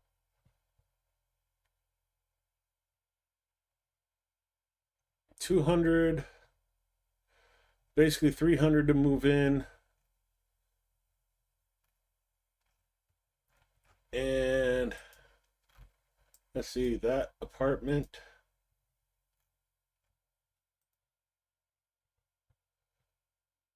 Right there, okay. So this building right here.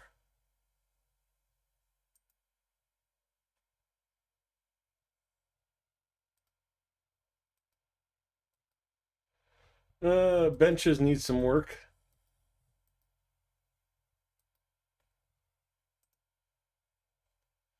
That is the right building, right? Yeah, this building right here.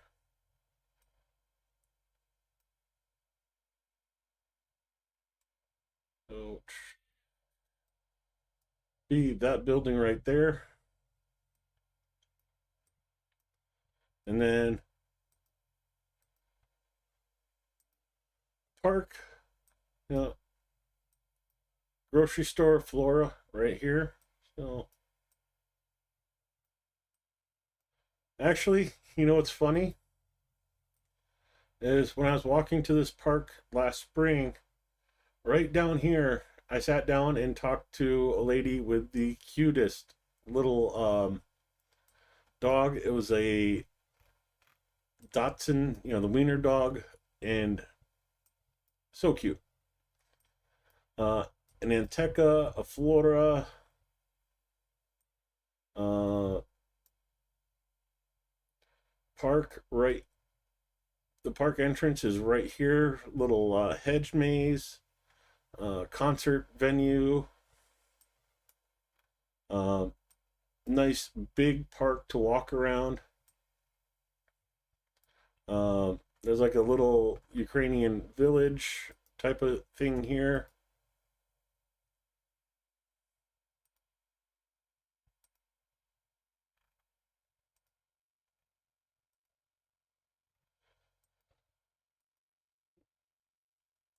Black radish salad for $1 and change. Um, Pickled tomatoes, $1. Cucumbers.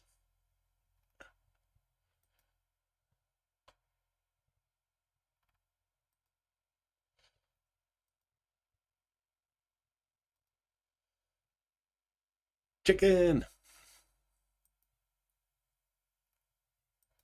Oh, meh. I don't have to imagine that, Adam. Um, we had a low of negative 38 where I live. I mean that place would be nice. That was literally right here. And like 250 a month with utilities and everything included.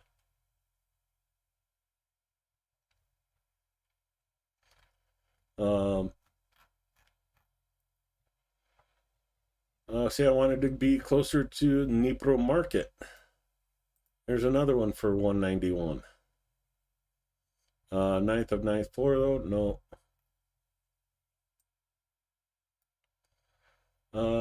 Go back up by the green line. Second floor out of 5. Almost, I mean, perfect.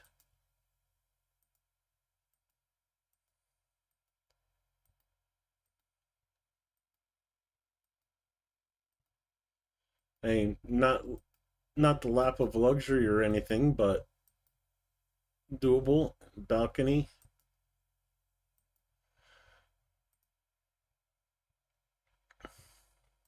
Uh,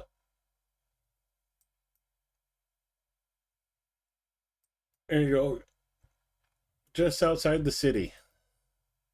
167, under $200 with utilities and everything. Fifth floor sucks a little bit, but come on.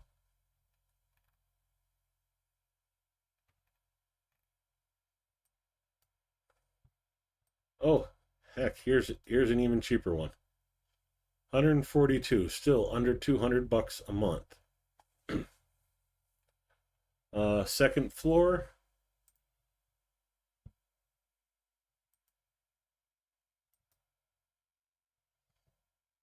Balcony in the black back. Little cluttered though. I could deal with that view out the balcony.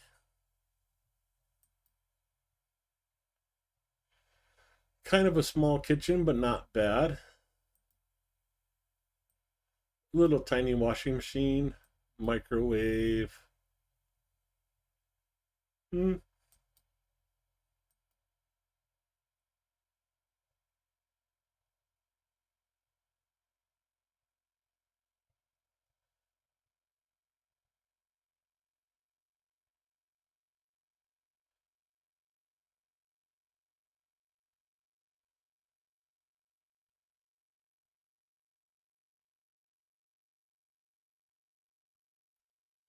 Yeah, they got stuff packed in there pretty good.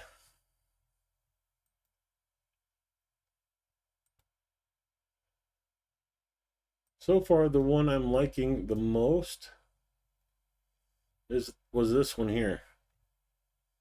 But needing more exercise, I mean, I'd be walking through this park every day. This park is beautiful. Um,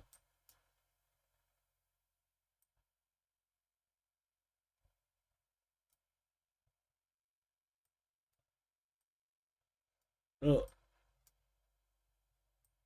nice little pond, benches everywhere to sit down on.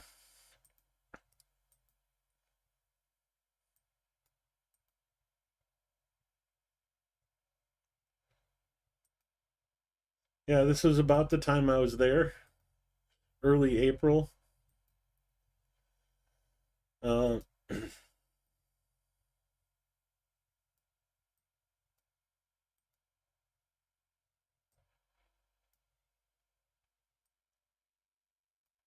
ducks to feed. And then they have this cool little playground for the kids to climb around on. Yeah. They just redid the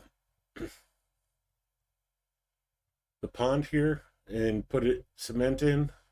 So that's why it's a little, you see a lot of dirt. um, these buildings over here is where my masseuse is. That little park with the restaurant and medieval houses and such is right over there. Plenty of stuff to keep me busy. Let's see, where's the exercise thing? I think it was up over this way.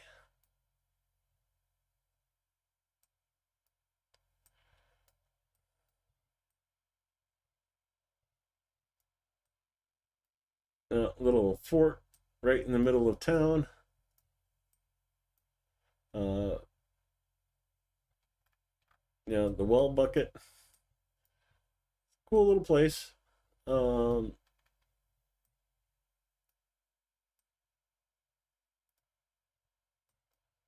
oh, there's even, I think it's right here. Yeah, Italian restaurant right here. Oh man, this place is nice. Um, mhm.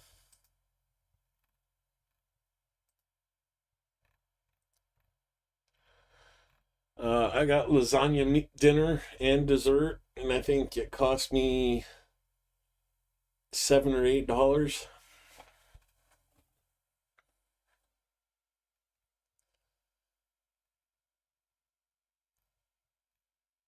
Oh, yeah, there's their lasagna. Oh my.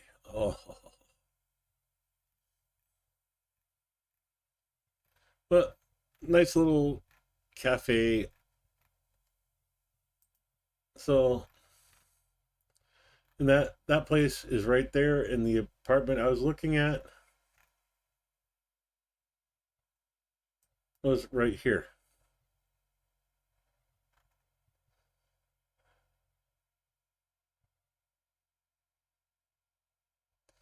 Um, there's all kinds of shops along this street too.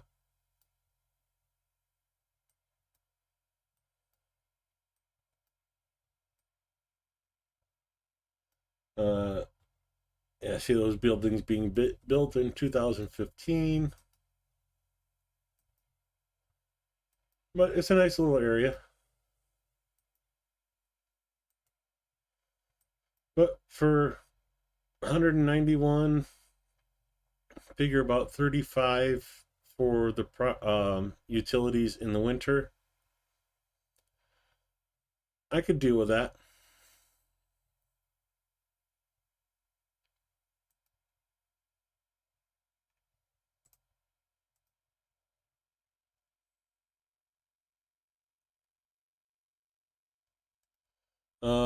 Starting to get information about the strikes. Zaporizhia was hit.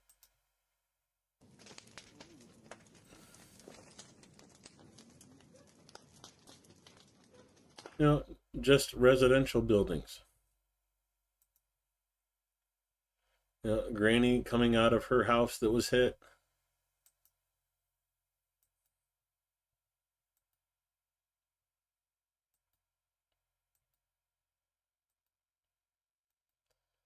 That is Zaporizhia this morning.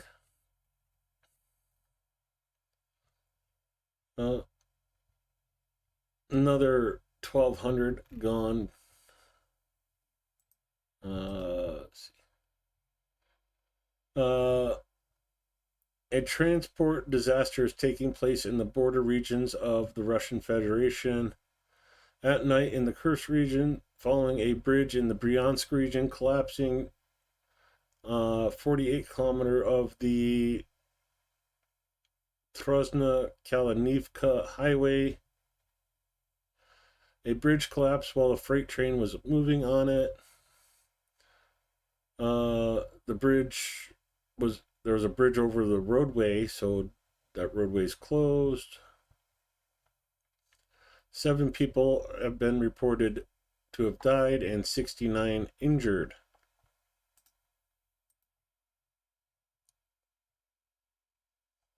Yeah, I guess you don't take the train while you're in Russia either.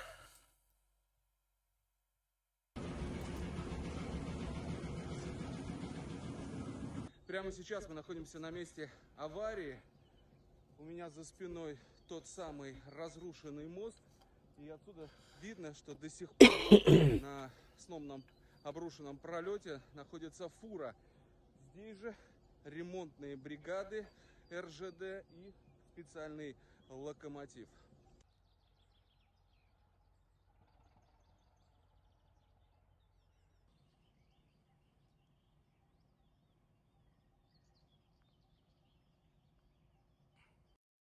I guess Russia's having the same problem US is with infrastructure falling apart.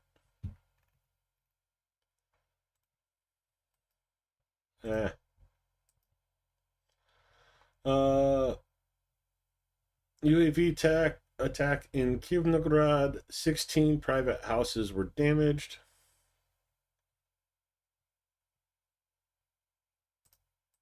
Well, one of the houses. The report is out for tomorrow already. Head back over to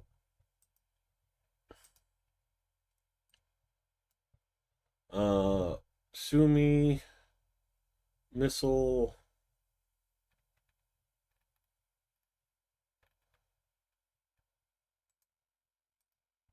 Donetsk alarm going off. Drones over Kyiv. So it looks like that missile is no longer being tracked. Another rocket heading towards Sumy 18 minutes ago. Another rocket. No reports of explosions, so hopefully air defense is taking them down. See drones over Ravine in Chernihiv, Poltava, Kharkiv, and over Kyiv.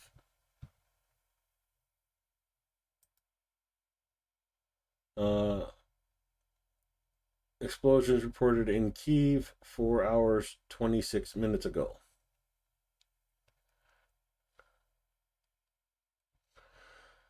Anyways, I have students I need to be ready for in 9 hours.